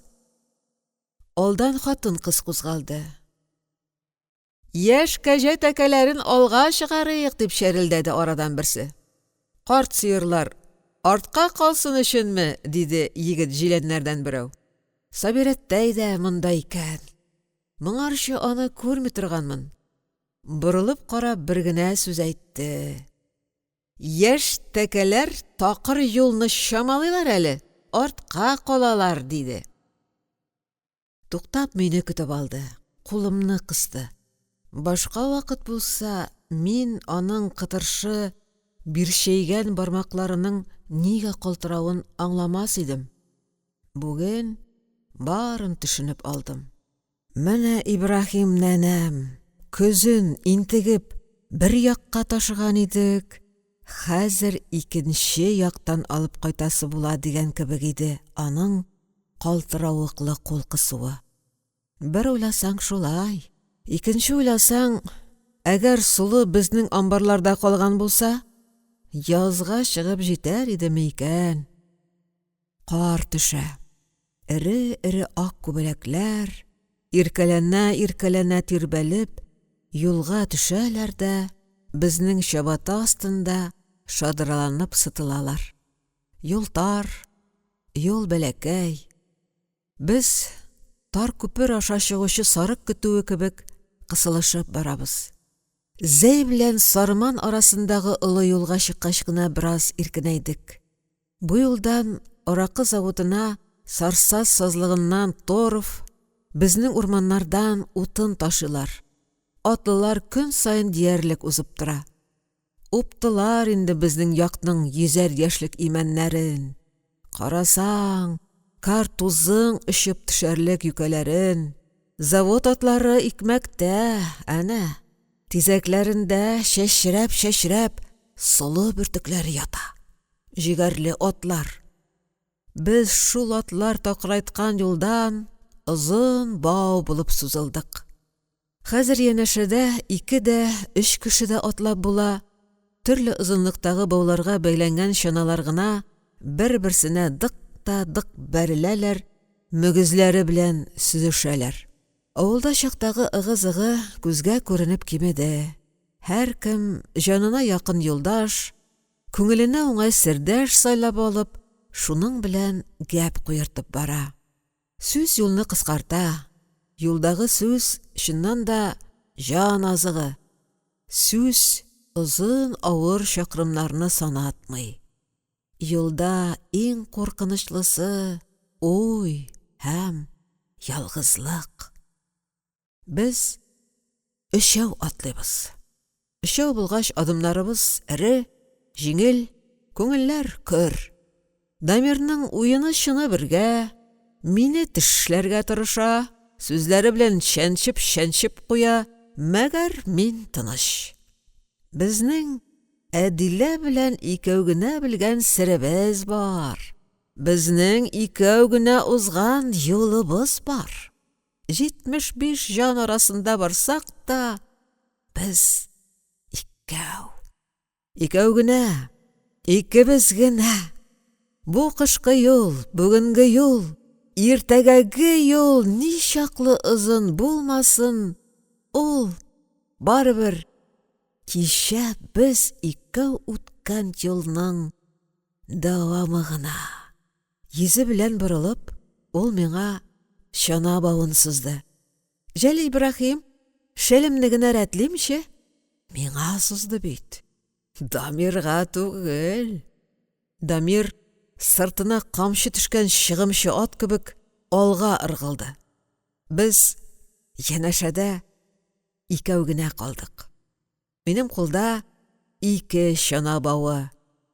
Юк, мин 2 чана тартып бармыйм хәзер. Мин 2 йөк бәхет тартып барам. 2 куаныч минем кулымда. Юл буенда гына учма-учма саламнар кадалган, маяклар. Күземә алар парлы-парлы булып күренәләр. Мин сабан туенда чаптар атта бараммыни. Сары маяклар, тирә-яктагы кызларның сары яулыклары, сары кәләпүшләр, сары тасмалар. Рәхәт. Әдилә туктап ак шәлен рәтләде, сырма кесәсеннән читек-итек көзге чыгарып кыпшыланган булды. Матур, син бик матур, дидем, үз-үземне белештермичә. Ул ялт кына як-ягыбызга карап алды. Миңа матур булмыйча ярамый. Әйе шул. Бик тиз ризалашасың әле син. Шундый күндәм кешеме дисәм, тиз түгел Әдилә. Мин күптән шулай уйлап йөрим. Ни дип уйлыйсың? Син җырчы кыз. Җырчы кыз матур булырга тиеш. Җырчы кыз үреп салган тақия төсле, аны бөтен кеше күрә. Остарган син чаллада, диде ул, күзләре белән мине иркәләп. Шәл читеннән дулкында чыгып торган чәчләрен аз-маз җыештыргач та, ул бияләен кияргә ашыкмады. Ялан кул гына чана бауына үрелде. Мин аның үтә йомшак бармакларын тотып алдым. Сөйдем. Әссе, дидем мин, туп-туры алга карап. Әдиләгә карарга да кирәкми иде хәзер. Безнең куллар бер-берсенә нидер әйтәләр, сөйләшәләр. Аларның сүзен, ымын, сихри өнен без икәү генә аңлап барабыз. Синең кулларың ныгыган, диде ул. Тимерне нык бордык тегендә. Чаллы матурдыр. Әллә ни күреп тә булмады. Кыш бит. Кар йөреп кая барасың? Җәен матур гына була. Кама буйлары, аргы якта зәп-зәңгәр урманнар, анда Тарловкада санаторий диләр. Ширлеләр ята икән. Аппак пароходлар йөзә. Чаллы үзе сары ком. Элеватор тауы биек-биек, текәяр, әллә кайтышлар күренеп тора. Тауны яратам мин. Сарсазда чакта түтинең олы кызы белән Кашка тауга әллә ничә барганым бар. Сарсаздан Кашка тауга 4-5 чакрым. Бала җитәкләп, әнә кая барып йөргән икән Әдилә. Таудан мин сине күрдем. Ничек? Югары ул урамыннан атка утырып чыгып килә иде. Көлештек. Кар мулрак төшә башлады. Җил дә исеп куя. Кар бөртекләре, шымырт чәчәкләре күк кыелып, безнең юлга түшәләләр. Безнең сырма җиләренә килеп куналар. Әдиләнең сызылып торган кара кашларын агарталар. Без барабыз. Без хәзер бер сүз дә сөйләшмибез. Куллар кулда, сизәм, уйлар да тоташкан.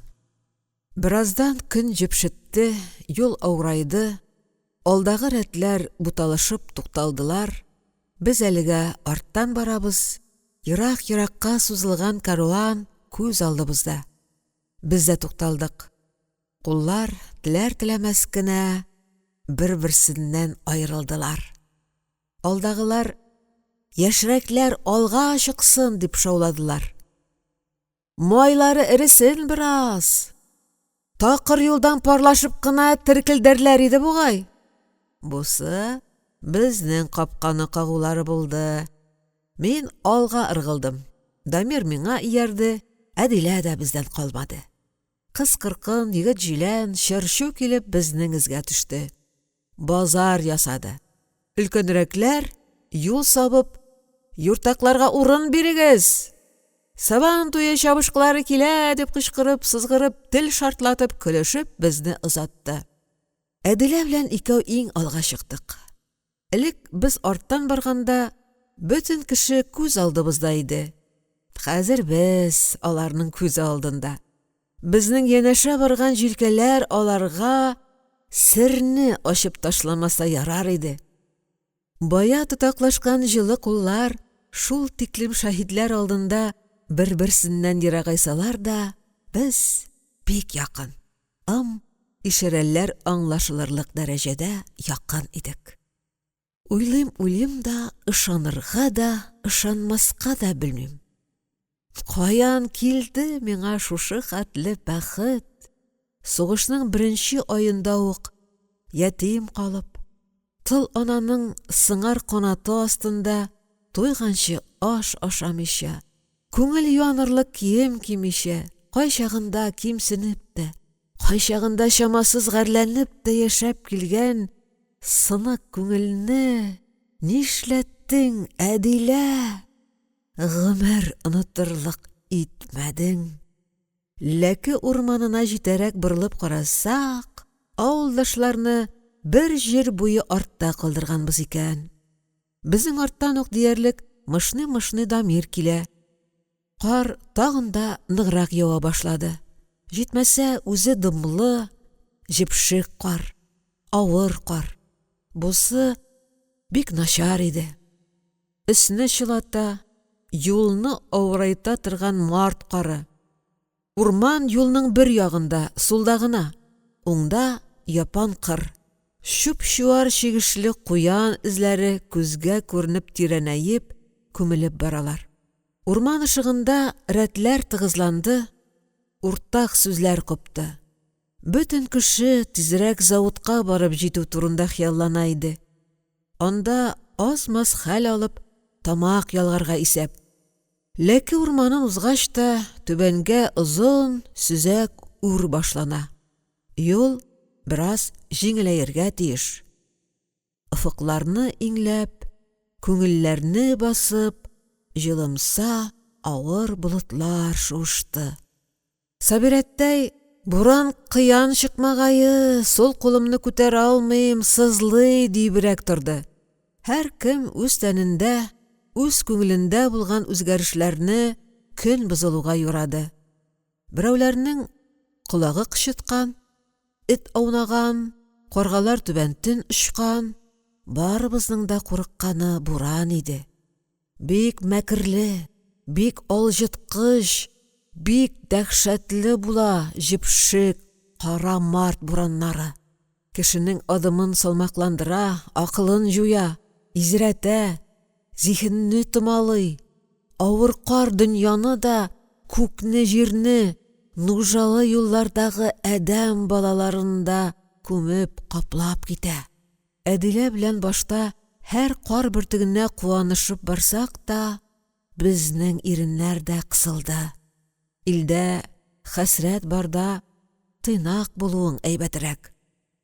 Барабыз да, иреннәргә кунган карны ялый-ялый ымсынып, күккә күтәрелеп карыйбыз.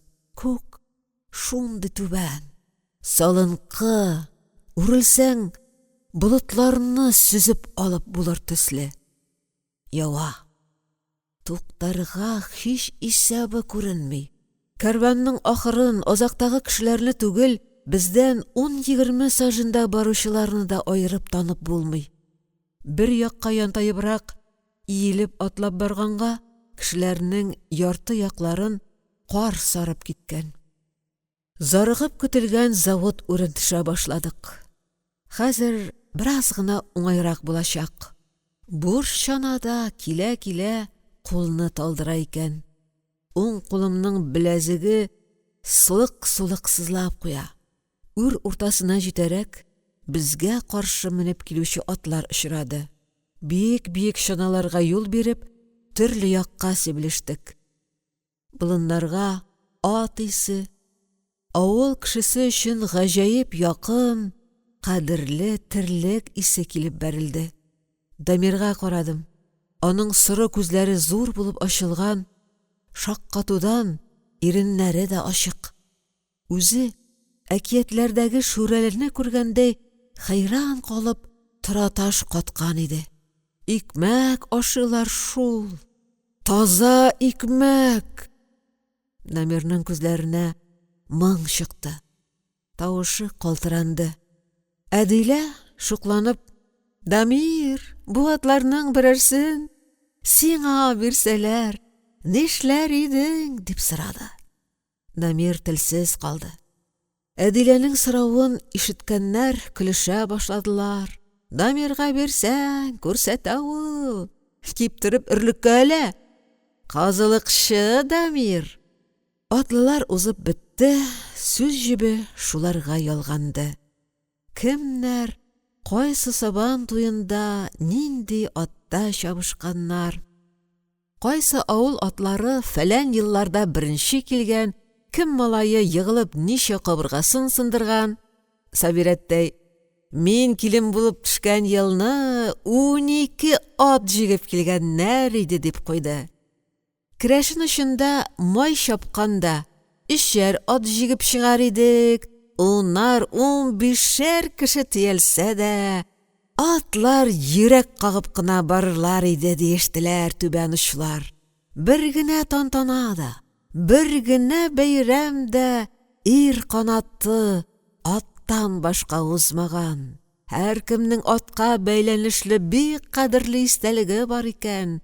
Кылыннар, байталлар, чабышкылар, юртаклар, йөк батырлары барысы да хәтердә сакланган. Заводның шома сыртлы, кыска койрыклы тук атлары шул истәлекләрне кузгатты. Барыбыз да күңел сандыкларыбызны ачып, хатирәләрне уртак итәргә тырыштык. Сүзләр бураннарны оныттырды. Хатирәләр эш пошыргыч җепшик бураннан көчлерәк булып чыкты. Хәзер исә атлар өрлектә, кешеләр ятим. Атларга да кешеләрсез читендер, хәрәкәтсез тору бик кыендыр. Төннәрен аңгырашалар диеш Дамир. Аларның тешләренә дә чуклы чәчәкле, аллы гөлле сабан туйлары, кылын койрыгы төсле йомшак ефәк уҗымнар, бәйгеләр, ярминкәләр, май чабулар, яшел аланнарда керт-керт итеп тукран-баш кыркып йөргән чаклары керә торгандар. Алар да карда ярыкларыннан сызгырып кергән тыгыз март җилен тоялардыр. Аларның да каннары кайнарланып китәдер. Бик тирәндә, зәңгәр туманлы ат хыялында айгыр кешнәгән тавышлар яңгырыйдыр. Без, алдагылар, хәзер тубыктан диярлек кар йөреп барабыз. Әлерәк кенә узып киткән ат чана эзләре чак-чак шәйләнәләр. Бездән артара килүче Дамир кинәт кычкырып җибәрде. Бүреләр! Шып туктадык. Тыгыз ак пәрдә аша алда, юлдамы, кырыйдаракмы, ниндидер кара төрткеләр кыймыл-кыймыл килгән күк булды. Нәрсә бар? Нигә туктадыгыз? Диделәр арттагылар, безне тыгызлап. Бүре күргәннәр! Йөри дисеңа, көпә-көндез! Бүре дигәч, бүре инде, дип әтәчләнде Дамир. Леке урманында мыжалар. Чыкыр-чакырлы урман бит, бүре уясы. Шуны белмисез мәллә? Белми идек. Шулай да шиккә төштек. Шушы хәтле халыкны ашап бетермәсләр әле, диде Әдилә. Чукмарны аласы калган, диде үкенеп Дамир. Бабайдан калган чукмар бар безнең. Келәттә ята. Акрынлап атлыйбыз. Кара күләгәләр дә якынлаша. Ат дисәң, атлы түгел. Кеше дисәң, кешегә дә охшамаган. Нәрсә булыр бу? Йөктән төшеп калган нәрсәдер. Селкенми, диде кемдер. Янына килеп җитәрәк кенә безне өркеткән кара нәрсәнең юл уртасында туктап, яртылаш карга күмелгән ХТЗ тракторы икәнен белдек. Атлар үткәндә Дамирны кәмит иткән идек, хәзер чыбыгычы миңа чажлап килеп тиде. Тракторчы чана тарта, тракторы юлда ята, дип такмаклады Дамир. Ибрахимны көткән бу нәмәрсә? Трактор ятмый, дидем мин җәберсенеп. Күңелдә ничек итеп бу тракторны авылга алып кайтырга дигән сорау туды. Җилдән ышыкланып трактор тирәсенә сырышкан хатыннарны аралап, әле уңга, әле сул якка чыктым. Ягулыгы бетеп туктаганмы, әллә берәр урыны батылганмы? Белмәдем. Трактор байтактан монда тора ахрысы. Тәгәрмәчләрен кар күмә язган. Эх, дидем мин. Сабирәттәй минем ни уйлавымны төшенде. Ул да килеп җитеп, күзләрен тутырып тракторга карап тора иде. Келтерәтеп кенә авылга алып кайтыр идеңме? Эх, Сабирәттәй. Әллә кайчан талап бетергәннәр инде моны, диде Дамир. Юньле шәсте калмагандыр.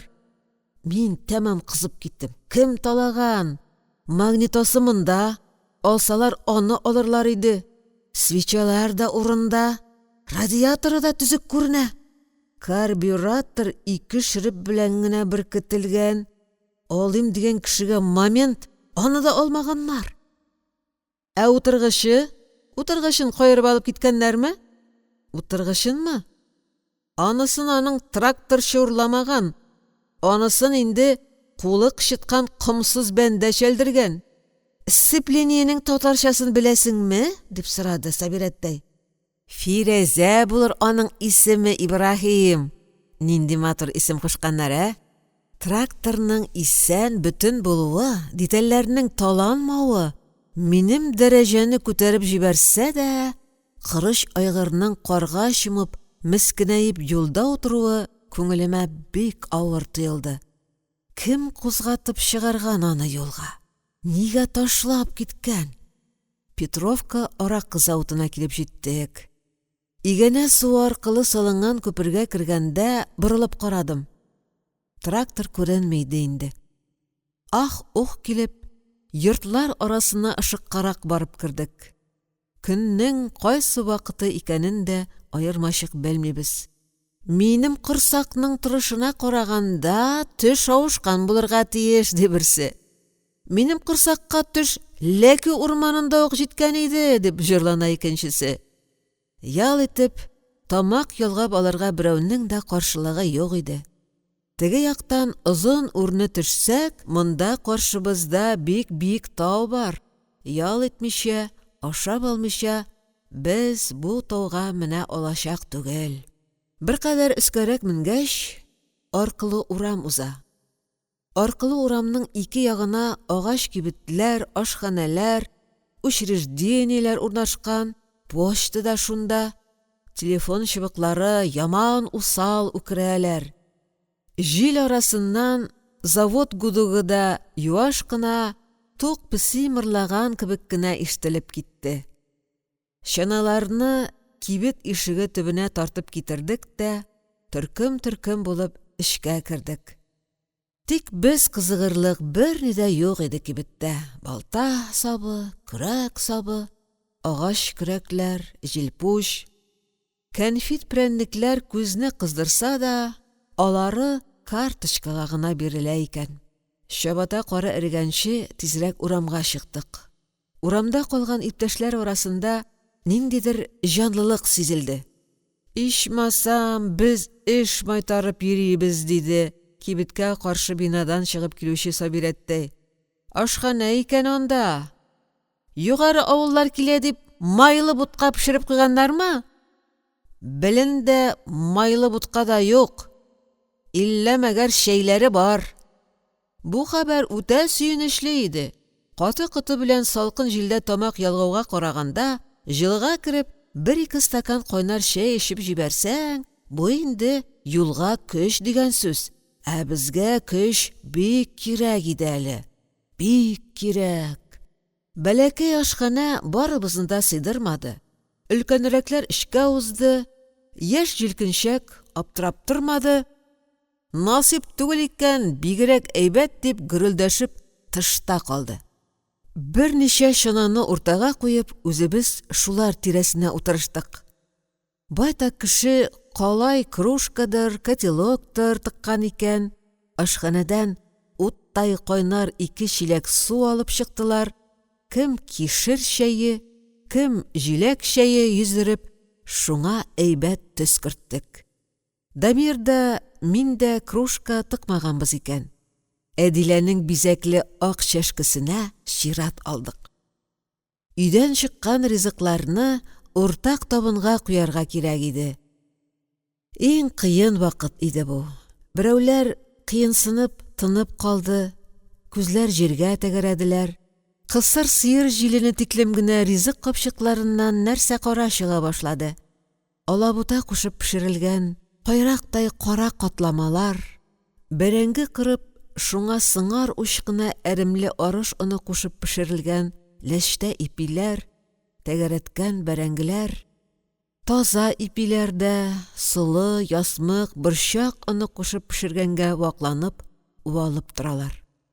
Булар барысы да уртага чыгып тезелделәр. Уртадагы чана өстендә чиста ашъяулыкта урын калмады диярлек. Каян башына килгән диген. Ашъяулыкны Әдилә тыккан икән. Гыймай Фатихының яссы күкрәкле, бөкрерәк кызы Гөлбәдәр генә күрәләрме, күрмиләрме дигән сыман аска карап, табынга бер кыерчык будай ипи куйды. Аның кыерчыгы яңа туган ай күк балкыса да, табын уртасында ахыргача утырып калды. Куллар табынга үрелде. Юлда, ындырда, җилдә киселеп, яргаланып беткән, бирчәйгән бармаклы, эре, калын тырнаклы куллар. Тупырдатып бала сөясе урында, җыерчыклы күз тирәләреннән күз яшы сөртеп ирәнгән куллар. Гомер-гомергә иннек май күрмәгән иреннәр шау кайнар шәйле кружкаларга тиде. Кояш нурларында төссезләнгән сирәк керфекле күзләр рәхәтләнеп кысылды. Тартылган яңак сөякләре шытырдап китте. Табын янында гына була торган тантаналы тынлык урнашты. Алабута катнашкан булса да, алда ризык. Аны олыларга кирәк. Кешеләрнең сулыгып ризык сораган ашказаннарына рәхәт җылылык йөгерде. Йөзләргә кызыллык белән елмаю чыкты. Төс кунды. Беренче рәхәттән соң телләргә татлы сүз килде. Туганлашу, татулашу килде. Берәүләр бик күңелле башланды бу сәфәр. Ахыры да шулай хәерле тәмамлансын диделәр. Очрашуларына, бергә сәфәр чыгуларына куанышкан хатын-кыз тук казлар кебек каңгылдаштылар. Сугышка хәтле байып, ныгып калган авылларны телгә алдылар. Икмәкне кызыл лаулар белән йөге-йөге китереп аудара торган, һәр елда җитәрлек кадәрле балын, яшелчәсен, йонын бүлә торган үзебезнең Ленин юлы колхозының элекке чакларын сагыныштылар. Әзерлексез чыккан без агач авызларга да шәй чираты җитте. Теләгәнчә кинәндек. Борын өстенә борчак тир бөртекләре чыкканчы эчтек. Мондый да тәмле шәйне, ай-хай, моңарчы эчкәнем бар иде микән. Завод урамында шәй эчеп утыру бик тансык булса да, безгә ашыгырга кирәк иде. әбәт иткәндә шак кына тыйылып торган буран тагын кар иерә уйнаклый башлады. Аяклар кызганда хәрәкәт итәргә кирәк иде. Барасы җир байтак. Бүген барып җитеп, Кәследә кунарбыз да, иртәгә таңнан кире борылырбыз. Урны шәп кенә, күмәк кенә төшсәк тә, тау менә башлагач сынаттык. Моңарчы язгы су кебек тоташ бара идек. Хәзер исә юл чуарланды.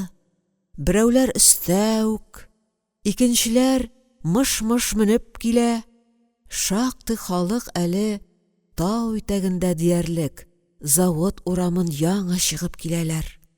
Сабирәттәй дә шулар арасында икән.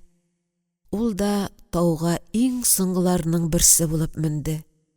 Бите тимгел-тимгел кызарган, утлы күзләре шыкырайып тирәнгә баткан. Әдилә дә шуңа игътибар иткән икән. Сабирәттәйнең чанасын үзеңә ал, Ибрахим, диде ул. Сабирәттәйнекен дә алдым. Тагын бер-ике алҗыган апаның чанасын үземнекенә бәйләдем. Миннән күрмәкче Дамир да 3-4 чананы бергә төйнәде. Без аның белән лилипутларның карапларын сөйрәп баручы Гулливерга охшап киттек. Булмас бу, диде Дамир өметсезләнеп. Бүген шулай җигәнгән хатыннар иртәгә ни кырырлар? Иртәгә мондый алҗыткыч тау юк инде, диде Әдилә. Кайту ягына юл җиңелрәк тә була. Заводтан соң 6 чакрымда Тарлау авылы. Тарлауга кергәндә кара буран чыкты. Моңарчы яннан искән җил әле каршыдан бәрде, әле артка төште. Эре-эре кар кисәкләре иерелеп өшеп килеп яңакларга, кирфекләргә сыланды. Булайда салынган башлар тагын да түбәнрәк иелде. Булмый диештеләр берәүләр. Шушында куна калыйк. Ашчылык шулай дигәч, күпчелек икеләнде. Әдилә булай диде. Бүген ничек булса да барып җитәргә кирәк. Нигә кунып чыкмаска дидем мин дә, ашчылыкны уйлап. Бүген куна калсак, иртәгә барып кына җитәбез. Тагын көн ярым кайтырга, нәрсә ашарбыз, диде Әдилә. Сабирәттәй булып йөткеренсә дә, аны яклады. Барыйк без. Кәслегә барып җитү кирәк. Әйдәгез, тагын бер нык кына талпыныйк. Ишле халыкка кара буранда куркыныч түгел алай, йөрәксенеп, Тарлау урамында чыгып киттек. Авыллар ешайды. Әхмәт, аннары Әлмәт, Бәләккәй Әлмәт, Бөгелмә ягындагы Әлмәтнең адашы. Авылда чакта юлны ничек узасын, көчебезнең күпмегә җитәсен берәү дә күз алдына китерә алмый иде. Анда барысы да сер иде. Хәзер исә юлның без уйлаганга караганда күп авыр, алҗыткыч булуы күренде. Шушы таркаулык мизгелендә, гомуми аптырашта, Әдиләнең тапкырлыгына, кыюланып сүз әйтә алуына, Сабирәттәй кебек авылның авторитетлы хатыннарының аңа ияреп китүенә мин хайран калдым. Каян килгән аңа шундый сизгерлек? Каян килгән төпле итеп сөйли алу? Егет җиләнгә эш артты. Без әле артка калабыз, әле юл таптарга алга чыгабыз. Олы гына апалар бакча балалары күк тотаклашып атлыйлар. Чөнки җил, гәүдәләрне сындырырдай җил, һаман тукталмаган җил. Телефон чыбыклары безгә хәбәр китергән кебек ашыргаланып, үзгәләнеп, сызгыра. Теләк уртак карарга әверелде. Тырмашып булса да, Кәслегә барып кунарга. Иртә таңнан исән-аман солыны төяп чыга алсак, үз авылыбызга сыңарып та кайтып керә алырбыз. Иртәгә ашыкмасак та булыр, бүген бирешмәскә кирәк. Бүген. Күңелгә күптән ишеткән бер кызык килде. Үз алдыма көлеп куйдым. Сөйлә, диде Әдилә. Башкалар да белсен.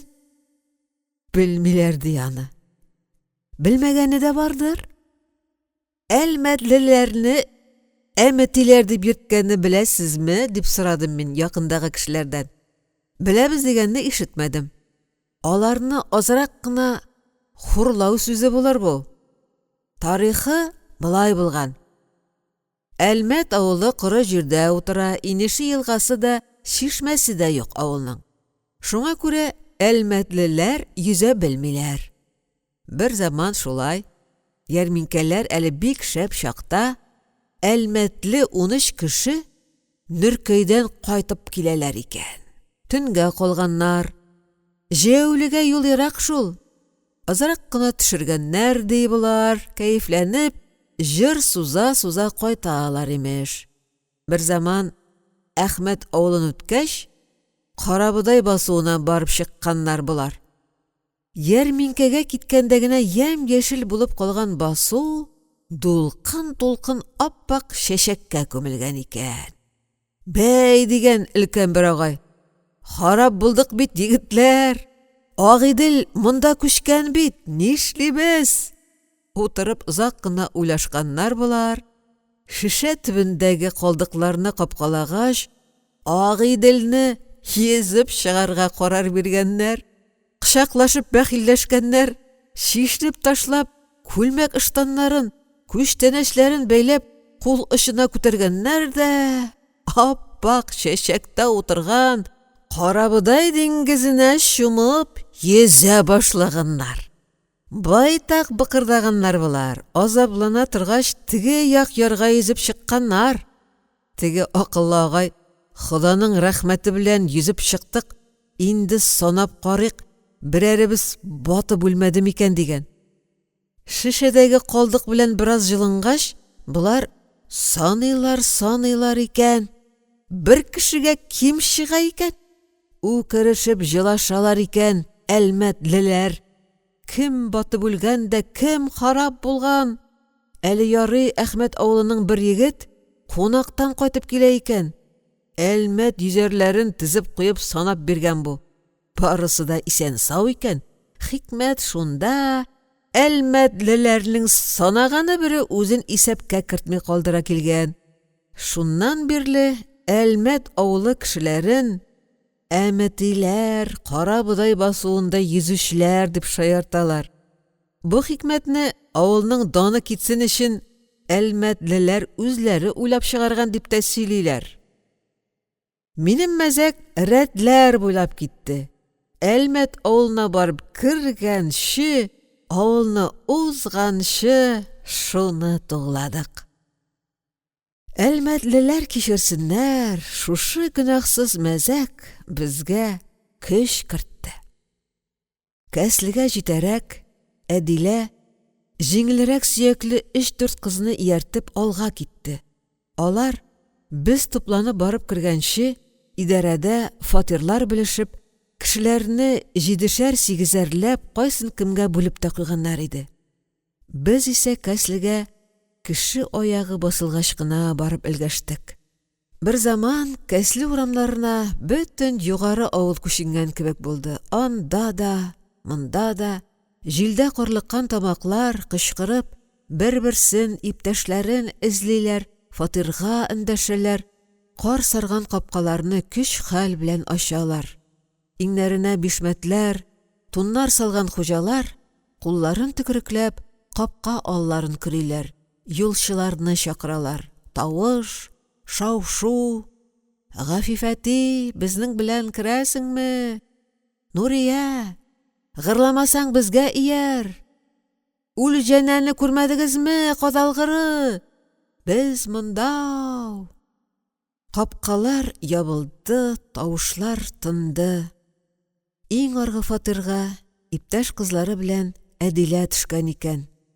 Дамир белән мине шунда чакырдылар. Без кергән өйдә ишле генә гаилә яши икән. Хуҗабыз Габбас абый сугышта булган ахры, өстендә искерә төшкән юка гимнастерка. Ул без тезелешеп кергән чакта ишек яңагына таянып баскан иде. Шишенеп, үс башларыбызны таратып ташлаганчы, шуннан кузгалмады. Аның яңаклары эчкә сурылган, йөзе кырыс, сирәк сакалының бөртекләре эре-эре булып төрле якка чәбәләнгәннәр. Пошынып та куйдым. Идарәдән керткәннәрдер кертүен, хуҗага безнең ябырылу бер дә охшамады ахрысы. Аның каравы хатыны Сәрвәр апаның теле телгә йокмый. Арчык күк тирәбездә бөтерелеп йөри. Анысын-монысын сораша, тула йокларны кибәргә үзе элде, киемнәрне җылыга мич буена таратты. Алардан тыш өйдә тагын бер өлкән кеше бар иде. Сүннәтчә кырма сакаллы, аппак чәчле бер карт. Без кергәндә түр сәкедә намаз укып утыра иде. Менә ул, Алла белән әңгәмәсен тәмамлап, тезләрен бөкләп, намазлык өстендә утырып калды. Берәм-берәм барып, аның җылы, сөякчел кулын кыстык. Мич арасында юан сүз буенчак белән бәләп куелган кызыл бозау күренде. Мич башында 3-4 бала мыштым гына әүмәкләшәләр. Йоклаган булгандыр инде алар. Без гөжләгәнгә уянганнардыр. Комачау ясадык сезгә, дидем мин, Габбас абыйга карабрак. Балаларны да кузгаттык. Хуҗа һаман эндәшмәде. Сәрвәр апа бәрәңге әрчегән җиреннән бүленеп, «Куйсана», диде. Без күнегеп беттек инде. Әле 3нче көндә 12 кеше кунып чыкты. Сез дистәгә дә тулмаган. 12 дип ах иттеләр кызлар. Әдилә барып бәрәңге әрчешмәкче дә булган иде. Сәрвәр апа, ял ит, хәлдән тойгансыз ич, дип тегенең кулыннан пычакны тартып алды. Глубинкабыз зур шул безнең, дип аңлатты Сәрвәр апа. Үзебездә үскән игенне дә читкә ташымыйбыз. Сартавой ырлык кына чәчәбез. Казаннан килеп тикшереп кенә торалар безнең басуларны. Сорт участогы икән бу кайсылы. Айрым хисапта яшәүче бәхетле колхоз. Сарсазларда ярты басуларына сортлы ырлык чәчәләр, дип сүзгә катышты Әдилә. Габбас абый гына безне өнәмәде шикелле, дидем мин. Һаман ишек катында басып торган сүзсез хуҗага карап. Сөйләшми ул, диде уфтанып Сәрвәр апа. Сугыштан шулай кайтты. Инде 44нең кышында немецнең кырыгына катык кылып бәйләнгәндә яннарында гына мина шартлап телсез калган. Булай ачылыр әле диләр. Ничек булар инде, Ходай ни язган? Балалар бәхетеннән ачылып китсә канада бит. Бабай бездән, кайсы авыллар сез, озак килдегезме? Юллар ничек дип сорашып алды. Дәү Казанда түгәрәк капкачны биетеп, бәрәңге быгырды башлады. Сәрвәр апа Казан астына коры мышкаларны өстәп кенә тора. Күзен мунча күтәргән идек, шуның йомышкасына рәхәтләндек. Без һаман да юл хатирәләре белән уртаклашабыз. Трактор турында, завод турында сөйләшеп алдык. Сәрвәр апа башкаларның кемгә фатир төшүләре турында да кызыксынды. 6-7 кешенең моннан 3 үй аркылы гына туктауларын белгәч, башын кагып иренә ымлады. Габбас агай бик җитдиләнеп, җыерчыклы киң маңгаен тагында җыера төшеп, аңа текәлде. Аннан ризалыгын белдереп башын какты. Беренче тапкыр йөзендә елмаюга охшаган яктылык чагылды. Намазлык өстендә утырган бабай да аларның ымнарын аңлап, «Җайсызрак булган икән шул», дип өстәде. Сәрвәр апа бабайның сүзен ачыклагач кына без эшнең нәрсәдә икәнлеген аңладык. «Нинде, Мәҗит хатынына, Миңниса җиңгиләргә кергәннәр, алайса сезнекеләр, диде ул. Күңелләре тар түгел, аларның, юк, бик тә әйбәт кешеләр. Фатирына да кертәләр, йомышка юлга йөрергә дә ипле күршеләр. Мәгәр тамак яклары кысанрак быел. Өй эшләре тулы хатын-кыз. Мәҗит үзе Сталинградта калды. Миңниса үзе саулыкка мохтаҗ, бил белән интегә. Җитмәсә былтыр бик казаландылар. Ходай күрсәтмәсен, сыерлары уҗым ашап күбенде. Чак чалып калдылар. Бәрәңге базларына су кереп, әллә нихәтле бәрәңге кисәүгә әйләнде. Сезнең ондагыларны бәрәңге белән сыйланырга монда дәшәрбез. Калган ашым да бар, кысыр умач булса да сөт белән агарткач, ару гына булыр әле. Ипиемне дә угыз белән изгән идем. Алай икән, алай диешеп тыңладык. Сәрвәр апа тагын 7 кешене ияртеп кайткач, булай да кысан өй эчендә инә төртерлек тә урын калмады. Габбас абзый һаман урынга утырмады. Аяк өсте тегеләрне каршылады, шишендереште, олы табак белән бәрәңгене дә табынга үзе китереп утыртты. Ян сәкегә яр карлыгачлары күк тезелешеп утырышсак та, һәр урындыкка 2 кеше калды. Чыланнан буш тәпәннәрне керттеләр, әйләндереп каплагач, алар да эшкә ярады. Алай да Дамир белән миңа урын җитмәде. Бәрәңге тутырган калай табакны минем тез өстенә куеп, икебез җылы мич янына чүгәләдек. Ир кешеле өй, хуҗасы бар өй, әтиле өй. Дамир да, мин дә ятимнәр. Ә монда әтиле балалар, малайлар. Кергәчтә мин аларга көнләшебрәк караган идем. Хәзер әллә ничегрәк. Өстәл янындагылар да һаман шул сүзгә әйләнеп кайтабыз. Элек матур гына сөйләшкән кешенең авыр контузиядән соң тынсыз, өнсез калуына барыбызның да күңеле сызлый. Бу хәл белән берничек тә килешәсе килми иде. Сәрвәр апа да 2 сүзенең берендә ирен телгә ала. Ял итсен диләр, диңгез буена барсын диләр. Нинди диңгез дияле монда, нинди ял. Карап торган ирләребез 5-6 бөртек булгач, ел әйләнәсендә көне-төне эшлиләр. Сезгә дигән симәнәләрне дә хәстәрләп куючылар, шулар. Менә тормышлар аруланыр, җайланыр, аннан дәваланырга да өлгерер, теле дә кайтыр. Менә сез дә яхшы теләктә торыгыз. Ул ак яулыгының очы белән күз яшьләрен сөртте. Зихенем ачылып, күз алларым яктырып китте. Бу мәшәкатьләр, кадерле кунакны каршылаган кебек каршылау, 20гә якын кешегә әзерләгән сыйлы табын, 3нче көн генә кунып чыккан 12 кеше, үз яхшылыгыннан тыш аның эчендә, Габбас абый эчендә эшләнә. Исән кайту куанышы шул тиклем зур, сөенече шул кадәр мул.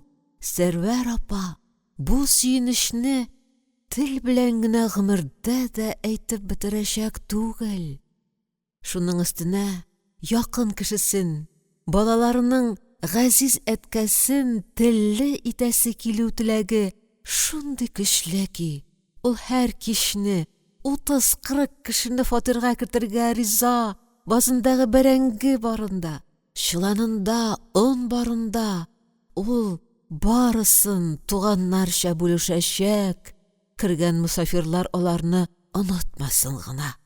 Габбас абыйлары өчен теләктә генә торсыннар.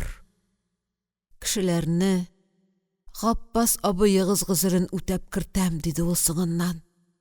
Мөгаен, анысы да хактыр. Юк, бу теләкләре уртак аларның. Алар өй эшләре белән шиксез бәхет туеп, сөйнешеп яшиләр. Үз бәхетләре белән кешеләрне дә шатландырырга телиләр. Яшәүнең иң бөек максаты, кешенең иң гади сыйфаты шул түгелмени?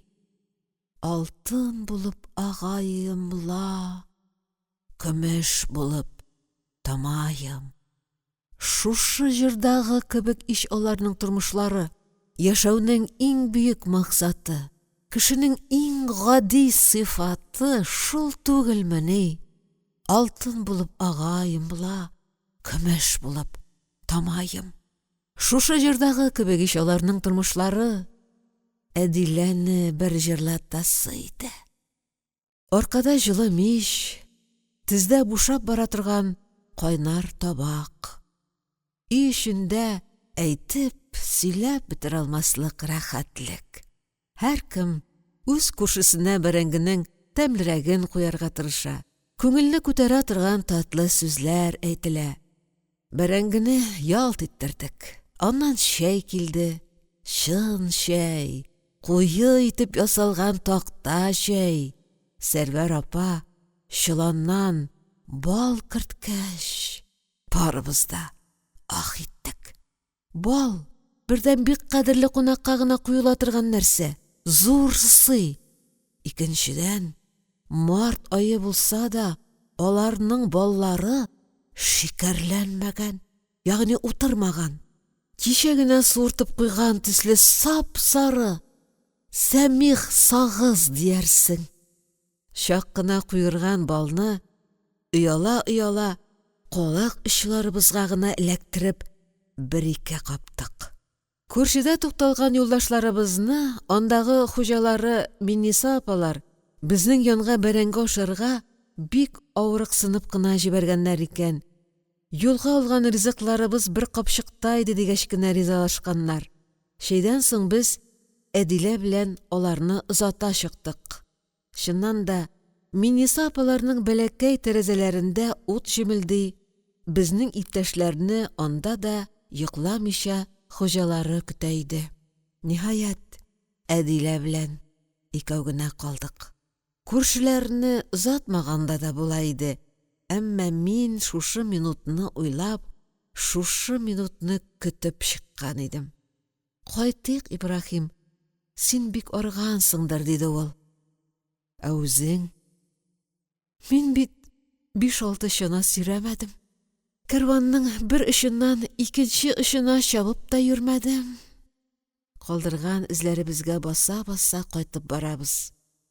Төнге буран, урамның ике ягына тыгыз тезелгән йортларны күздән яшереп, безнең ялгызлыкны тагын да көчәйтте. Ник бер җан иясе булсын, этләр дә өрми ичмасам. Шымландырып, җил генә сызгыра. Әдилә кинәт миңа таба тартылды. Тукта әле, диде ул пышылдап. Икебез дә тын тартмыйча тыңланып торабыз. Йорт араларында җил йолкына. Безгә үче бар сыман колак төбендә сызгыра. Бүреләр, диде Әдилә. Чукмар менә кайчан кирәк булган икән. Мин дә ишеттем. Бүреләр улый. Берәү генә түгел, икәү, өчәү. Шактый зур иер ахрысы. Берсе сузып-сузып җибәрә дә, икенчеләр кыска-кыска, көчле тавыш белән аны күтәреп алалар. Алар әллә кайда, без әллә кайда йортлар арасында булсак та, бер иер бүре улаганда, тән чымыр-чымыр итеп куя. Кот бот тирәсенә төшә. Этләр шуңа тынган, дидем мин. Бүредән шүрли алар. Крик, диде Әдилә калтыранып. Ерак ишалар, дидем мин, батыр күренергә тырышып. Габбас абыйларның итурына гына җиткән идек, безне тәмам куркытып, гөрс итеп, өй кыегыннан зур кар кисәге ишелеп төште. Әдилә, дидем мин, кызның күзләрен күрергә тырышып. Куркыныч монда, Ибрахим. Күптән синең җырлаганыңны ишеткән юк. Әллә шушында җырлатыр идеңме? Түгелле. Күптән җырлаганда юк инде. Нигә? Җыр бит ул язгы су кебек. Үз вакытын белеп кенә кузгала. Март башы, яз башы. Мин март башын бик яратам. Кешеләр уйлап чыгарган бәйрәм түгел ич бу. Табигать биргән бәйрәм. Яз җитте, җырларга урыны туры килми, вакыты туры килми. Кояш җитми сиңа алайса, җылылык җитми. Алай да димәс идем, бүген менә озын юл үтсәк тә, кәефем шәп. Син җырлап җибәрсәң, җил дә тыныр, бүреләр дә туктар. Каян беләсең? Былтыр көз, чаллыга барганда, синең җырыңны ишеттем мин, Әдилә. Кайчан иде икән, диде ул, нигәдер уялып. Кич иде, матур кич иде. Син җырлый-җырлый, бер башың олы су ягыннан юлга таба менә идең. Әдиләнең калку күкрәкләре нидер сөйли-сөйли, минем күкрәгемне иркәлиләр, назлыйлар. Көне буе җил буран гына калган иреннәремне аның иреннәренә якын китерәм. Аның май җиледәй тәмле татлы сулышын тоям. Ул күзләрен йоммый, тагын да зуррак ачып, миңа карый, елмая. Мин аның аппак матур тешләрен күрәм. Тагын да якынрак тартылам. Әдилә көлә, башын артка ташлый, аннары мине суырып үпә. Иптәшләр йоклаган, сеңгәннәр. Сәрвәр апа утны кысып бәләкәй якка күчергән. Өйдә ярым караңгы. Гаепләштән булмасын, сезнең икегезгә урын мич арасында калды, диде ул. Кәнфитләнеп торыр чак түгел, без аны-моны уйлап тормастан тиз-тиз чишенә быргыттык. Әдилә минем йон аякчуларымны, чабатаны мичнең буш калган урынына җайлап урнаштырды. Мин лампаны күтәреп, аңа яктыртып тордым. Ул көлә. Мин дә аңа карап көлми түзә алмыйм. Тс, диде ул миңа, бармак янап. Мич арасына юка гына кыршылган палас җәелгән иде. Баш астыбызда әллә чалбар, әллә пинжәк, төймәләре калкып-калкып тора. Өстебездә үзебезнең дымлы киемнәр. Баш очыбызда бузау, сарык бәрәннәре. Без кыштырдагач, алар да уянды. Бәрәннәр тып-тып өскә үк менеп киттеләр. Мин түзмәдем, көлеп җибәрдем. Әдилә йомшак учлары белән минем авызны эзләп табып томалады. Аяклар арыган, аяк табаннары гүләп тора. Ничә чакрым җир узган аяклар. Ничә кешенең эзенә басып үткән аяклар. Җирнең моңын, җирнең кыдрәтен татый торган крестьян аяклары. Мин үз аякларым янында Әдиләнең аякларын тоям. Арганлыкта, юлда, тау башында улап утырган аш бүреләр дә онытыла. Бозау әнкәсен сагынып мөгри, бәрәннәр кычкырып мәлдәп куя. Әдилә миңа таба тартылып, кычагыма керә. Без бер-беребезгә сарылабыз. Саф иреннәребез әле кадер югалмаган, бер генә тапкыр әйтелә торган сүзләрне әйтәләр. Яратам мин сине, Әдилә. Мин дә, Ибраһим. Быелгы язны, быелгы җәйне күз алдыма китереп карыйм. Ни генә булмасын, безне алда ниләр генә көтмәсен. Тыныч яз ич бу, тыныч дөнья. Хатта шушы үткәнен куркып һәм өметләнеп көтәсе юк. Безнең елгыларны әле армиягә алмый торалар. Сугыш безнең яшьтәшләргә килде дә терәлде. Немецның койрыгын бәйләделәр дияне, Сәрвәр апа. Әдилә хәзер гел-гел авылда булачак. Әдилә. Аны олылыйлар. Иптәш кызлары да, башкалар да. Ни дисәң дә, тормыш чынлыгы белән күбрәк очрашкан шул. Ачысын, тишесен иртәрәк татыган. Апасын күмгән. 4 баланы карап гомер иткән. Күңеле дә, тәне дә гарип җизнәсен караган. Куенымда минем бар байлыгым, өметем, киләчәгем. Куенымда Әдилә. Ул миңа шулкадәр якын, үз булса да, әле мин өйләнү турында уйлый алмыйм. Анысы миңа тиңдәшсез хыял, гомергә эшкә ашмаслык хыял булып тоела әлегә. Өйдә тагын кемдер йокламый иде. Йомшак кына шыгырдап чыпталы ишек ачыла да, берничә секундтан безнең борыннарга салкынча рәхәт һава килеп бәрелә. Сәрвәр апа бераздан безнең янга килде. Йокламыйсызмы, балалар? Аның тавышында шатлык ишетеп, икебез дә калкындык. Абзагыз тикшереп тора. Буран басылган. Суыта.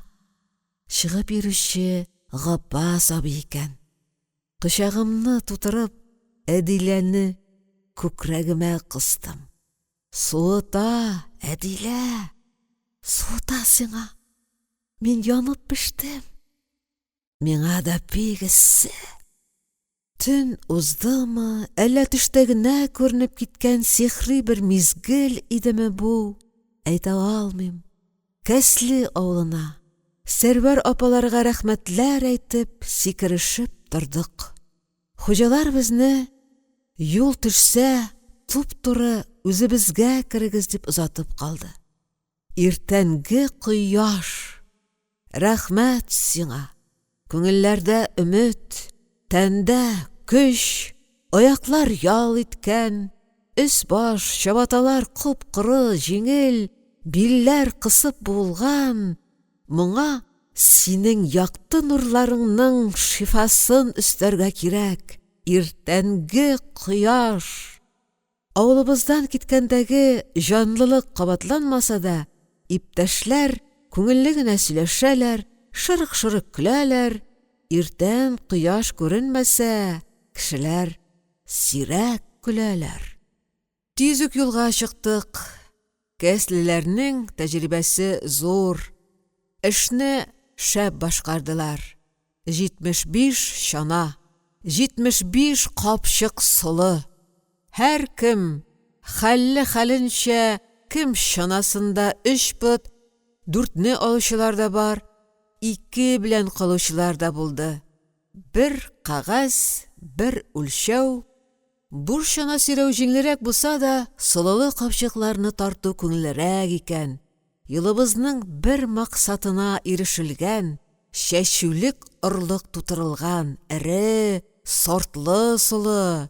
Чәчүлек кайта югары авылга, тереклек кайта. Дамир чанасында төгәл 6 пот. Иртә таңнан кәсле кардысына төшеп менәргә дә өлгергән ул.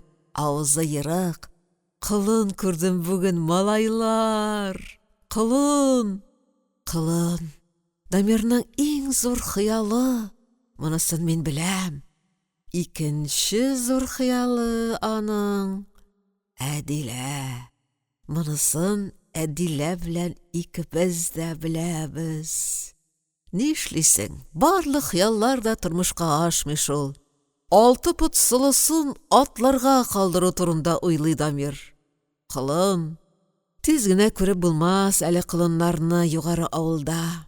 Әтисе дә конюх иде Дамирның. 5 яшеннән атка менеп чапкан, 7 яшеннән ызанга тырмага төшкән, 10 яшьтән чытыр арба белән көлтәгә чыккан иптәшемнең хәлен кәсле юлында аңладым. Сөйгән ярсыз да, атсыз да калган егетнең хәле яман, бик яман иде. Әлмәткә кайтып җиттек. Кичә кич авыл урамнарын узганда, күз ачкысыз буранда, Әлмәттә тереклек иясе юк сыман тоелган иде. Бүген анда да, монда да кыска бишмәтләрен җилбәгәй җибәргән, бүре колакчыннарын күтәргән карт-коры күзгә чалынды. Малае-шалае шунда урала, капка төпләрен кырыйлар, урамны, без узасы юлларны ялт итеп арулап куйганнар. Кара кашлы, шалкан төсле ак йөзле апалар, кулларын каш өстенә куеп, безне каршыладылар. Исән саулармысыз? Чәчелмичә барып җитә алдыгызмы? Чәй эчеп чыгыгыз. Чәй эчеп тормадык. Урамны крәп куюлары өчен рәхмәтләр укып, юлда булдык. Әлмәтләр авыл белән безнең карванны озатып калды. Завод тауына тиклем шәп кенә бардык дияргә ярый. Берничә кеше шома юлда тәгәрәп китте дә, бер чана ватылды. Зарифа апаның капчыгы йыртылып, сулысы юлга ага башлады. Аны берәмтекләп чүпләп тутырдык. Тигәрҗеп белән шытырдатып, капчыгын ямадык. Үкчә кырылганын, чабата башларына үсеп чыккан әрсез мыекларны санап тормадык. Заводка җитеп тын алабыз дип куанышканда гына, карван уртасында нидер буталды. Алдагылар чаналарын ташлап артка борылдылар. Арттагылар бер урында биелделәр. Әдилә белән без дә шулар янына ашыктык. Сабирәттәйнең йөрәк иянәге кузгалган иде. Тырымнан-тырымга йөрәге кузгала икән аның дип сөйлиләр иде. Бәхетсезгә вакытсыз дигәндәй, шул яман хәл завод тавы өстендә башланган икән.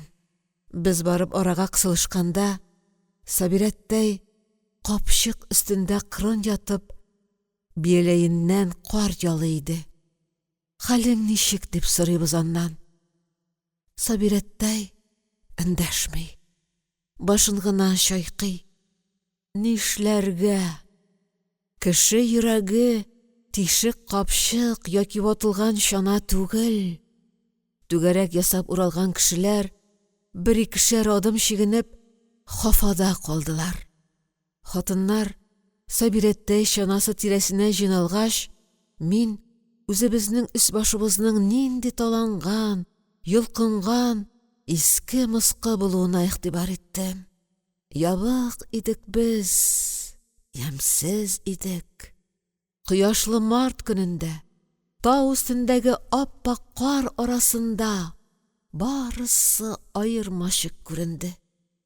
Йончыган идек без, арыган идек. Башкалар шулай йончылганда, йөрәк авырулы хатын ничек түзә алсын?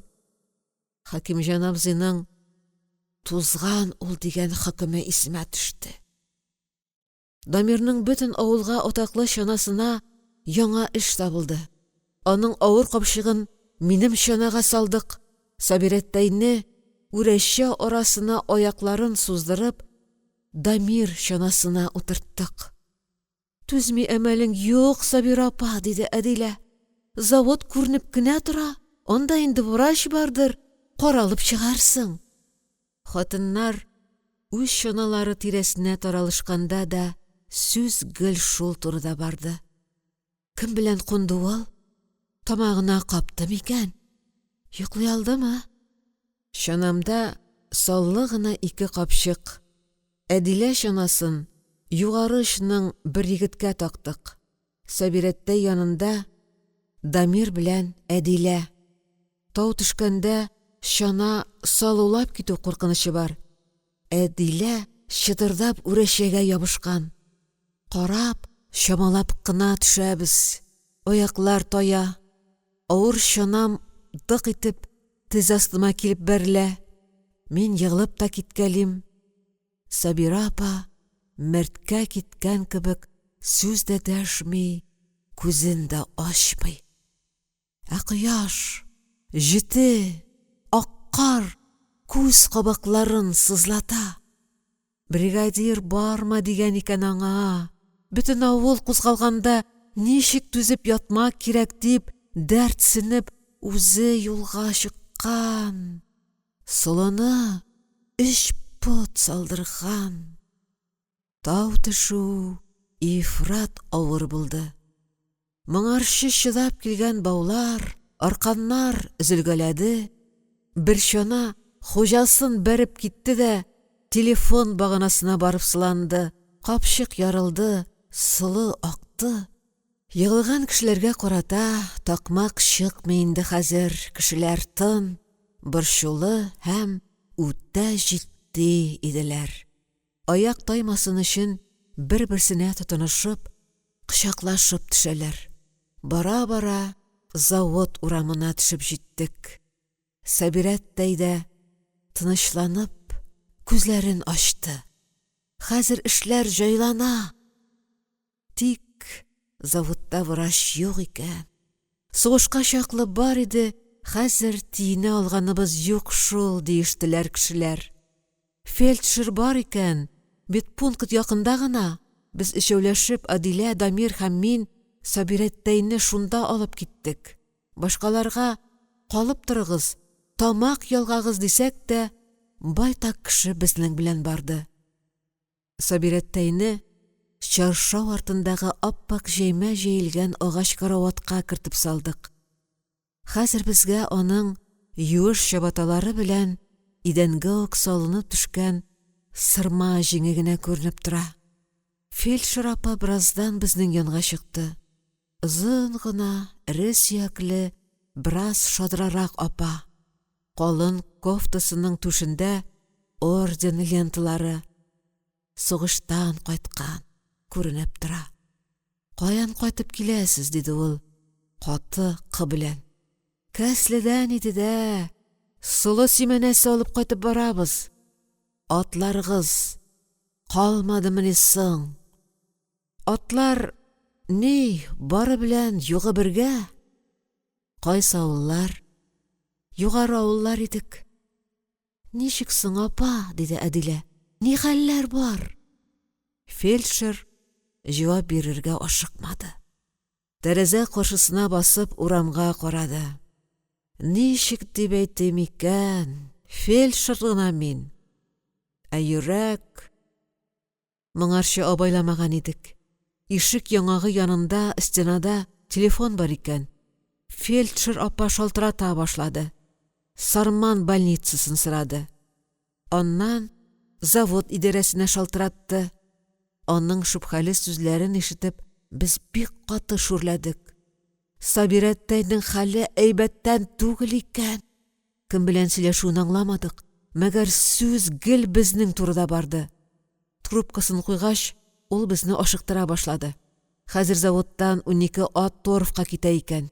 Югары авыл шундадыр бит. Сез күпер төбенә җыйналып, аларны көтеп торыгыз. Өлкәнрәкләр утырып та кайтыр. Капчыкларның бар булганын шуларга төягез. Өчебез бер авыздан Сабирәттәй дидек. Иптәшегезне алып калам. Больница белән киңәшәм дә үзем ат белән Сарманга озатып куярмын, диде фельдшер. Иптәшләр янына чыктык. Атлар турындагы хәбәргә сөйнешсәләр дә, Сабира апа турындагы хәбәрне ишеткәч, аларның да борын салынды. Аптырашып, игәнә күперенә төштек. Монда озак юансак, завод атларының китеп баруы мөмкин. Йөкчеләре дә кырысрак аларның, үткән-сүткәнне утыртырга бигүк яратмыйлар. Шулай булып чыкты да. Олаучылар, йөк төяп нишләп йөрик ди, бүген әйләнеп кайтасы бар, атлар көне-төне юлда, дип карышып маташтылар. Без буйык кына таралыша башлагач, кул селкеп, чаналарыннан сикерешеп төштеләр. Һәм безнең капчыкларны чаналарга төяргә булыштылар. Арганракларга, өлкәннәргә урын да табылды. Атларга төялешеп тә, җәяүләп тә, иптәшләр кайтып китте. Без Әдилә белән монда калдык. Медпунктка борылып кергәндә, фельдшер апа телефоннан сөйләшә иде. Байтак кына көтеп утырдык. Менә теге яктан Сабирәттәйнең кысасы килә дип әйткәне ишетелде. Әдилә белән мин белештермичә аның янына атылып кирдек. Шалкан яткан Сабирәттәйнең ияге очлайган, күзләре төпкә чумган, чырайы танымаслык булып үзгәргән иде. Фельдшер чыгып торыгыз моннан дисә дә, без кузгалмадык. Сабирәттәй кысасы килә дип пышылдады. Аннары күзләрен йомды, хырылдый башлады. Юка гәүдәсе буйлап дулкын йөгереп узды. Аннары кинәт тынды. Үлде бичара, диде фельдшер. Нишлегенә аламсың мин? Таланган иш аның йөрәге. Ватык сәгать күк. Килтерәп тора. Әдилә иреннәрен тешләп миңа тартылды. Йөзен иң башыма яшереп капланып төште. Фельдшер безне үземдә кунарсыз, ялгыз торам мин. Иртәгә иртән ат белән китәрсез дип үгетләсә дә, кунарга заводта каласы килмәде. Иртән килеп җитәрбез дип, без кайтырга чыктык. Ниндидер көч безне өйгә, юлга өндәде. Трактор яныннан бу юлы сүзсез генә узып киттек. Безнекеләр авылга кайтып та җиткәндер инде. Юл озын булса да, без бер җирдә дә тукталып тормадык, атладык та атладык.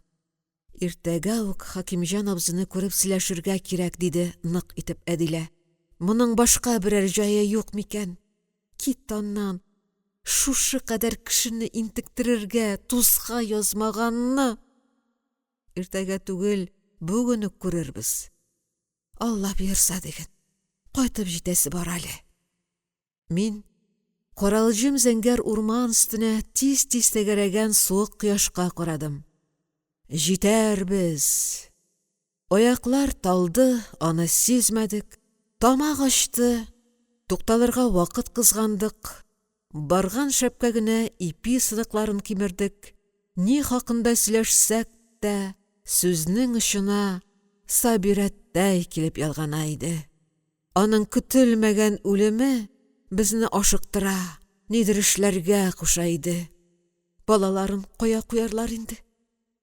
Ничәү әле аның? Өчәү. Өчәү икән шул.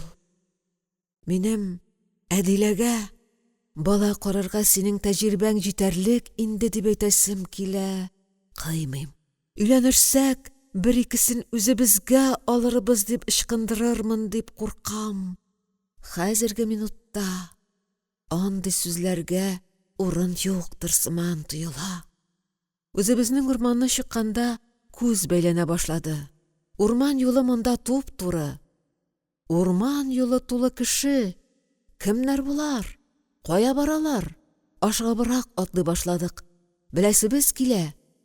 Ара тиз якынайды. Безнең кебек үк бәләкәй чаналар тарткан кешеләр килеп җитәрәк юл читенә чыктык.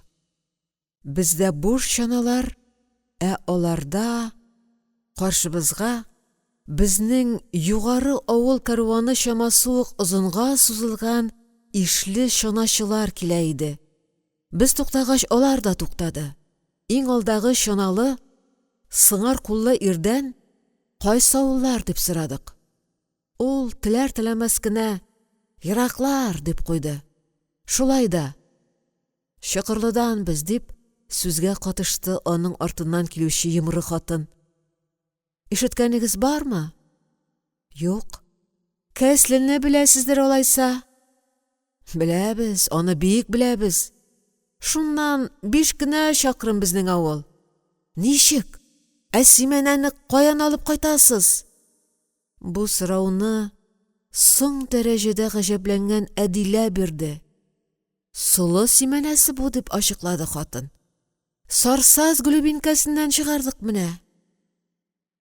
Без аптырап, сүзсез, рухсыз катып калдык. Безнең кыяфәтне күреп, кузгала башлаган чаначылар туктап калды. Бәй, диде тузынып Әдилә. Без Солы Сименәсенә кәслегә кадәр барып җиттек. Югыйсә сарсыз аяк очында гына лабаса, күрше авыл. Безне шулай әрле-бирле йөрткән бәндәләрнең кулы корысын, тамакларына аш үтмәсен дип, чыкырлы карванчылары зарланырга тотындылар. Без аларны үтеп киттек. Алар һаман зарланып, карганып, юл уртасында калдылар. Урманнан үзебезнең авылга йөгереп дигәндәй кайттык.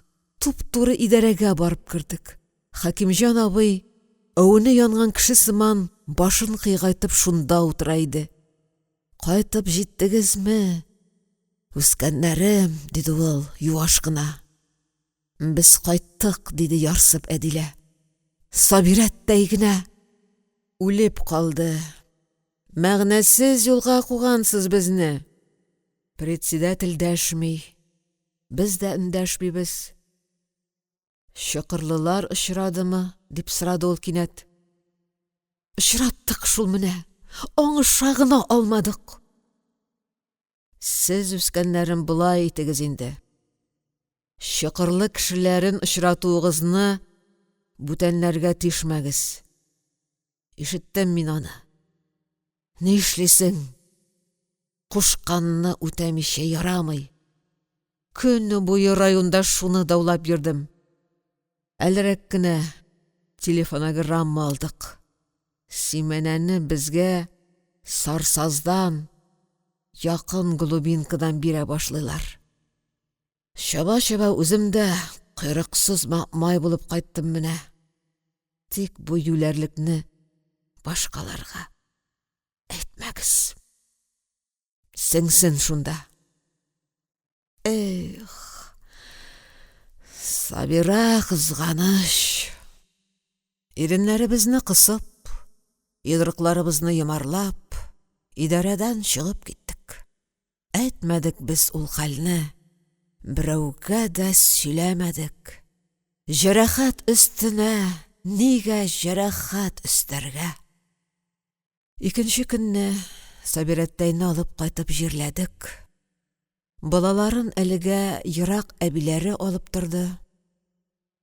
Өченче көнне таң белән Сарсаз глубинкасына, элеккедән дә ишлерәк булып, озын карванга тезелеп, юлга чыктык. Ара якын булгач, малай шулай да безгә иярде. Дамир өйдә калды. Аның атларына да Солыдан әз-мәз өлеш чыгардылар. Дамир атларының ашарына салгач, безне озатып калды. Әдилә белән без иң актыккы кешеләр булып барабыз. Көн матур, шалт аяз, кар өстенә карасаң, күз чагыла. Авылны чыккач та Зират тауы аермачык күренеп тора. Зиратта яңа кабер. Кызыл балчыктан өелгән бәләкәй генә таучык, ак карда уйнаган кызыл төлке кебек кенә күренә. Казан Зәймеше. Май, июнь 1972 ел.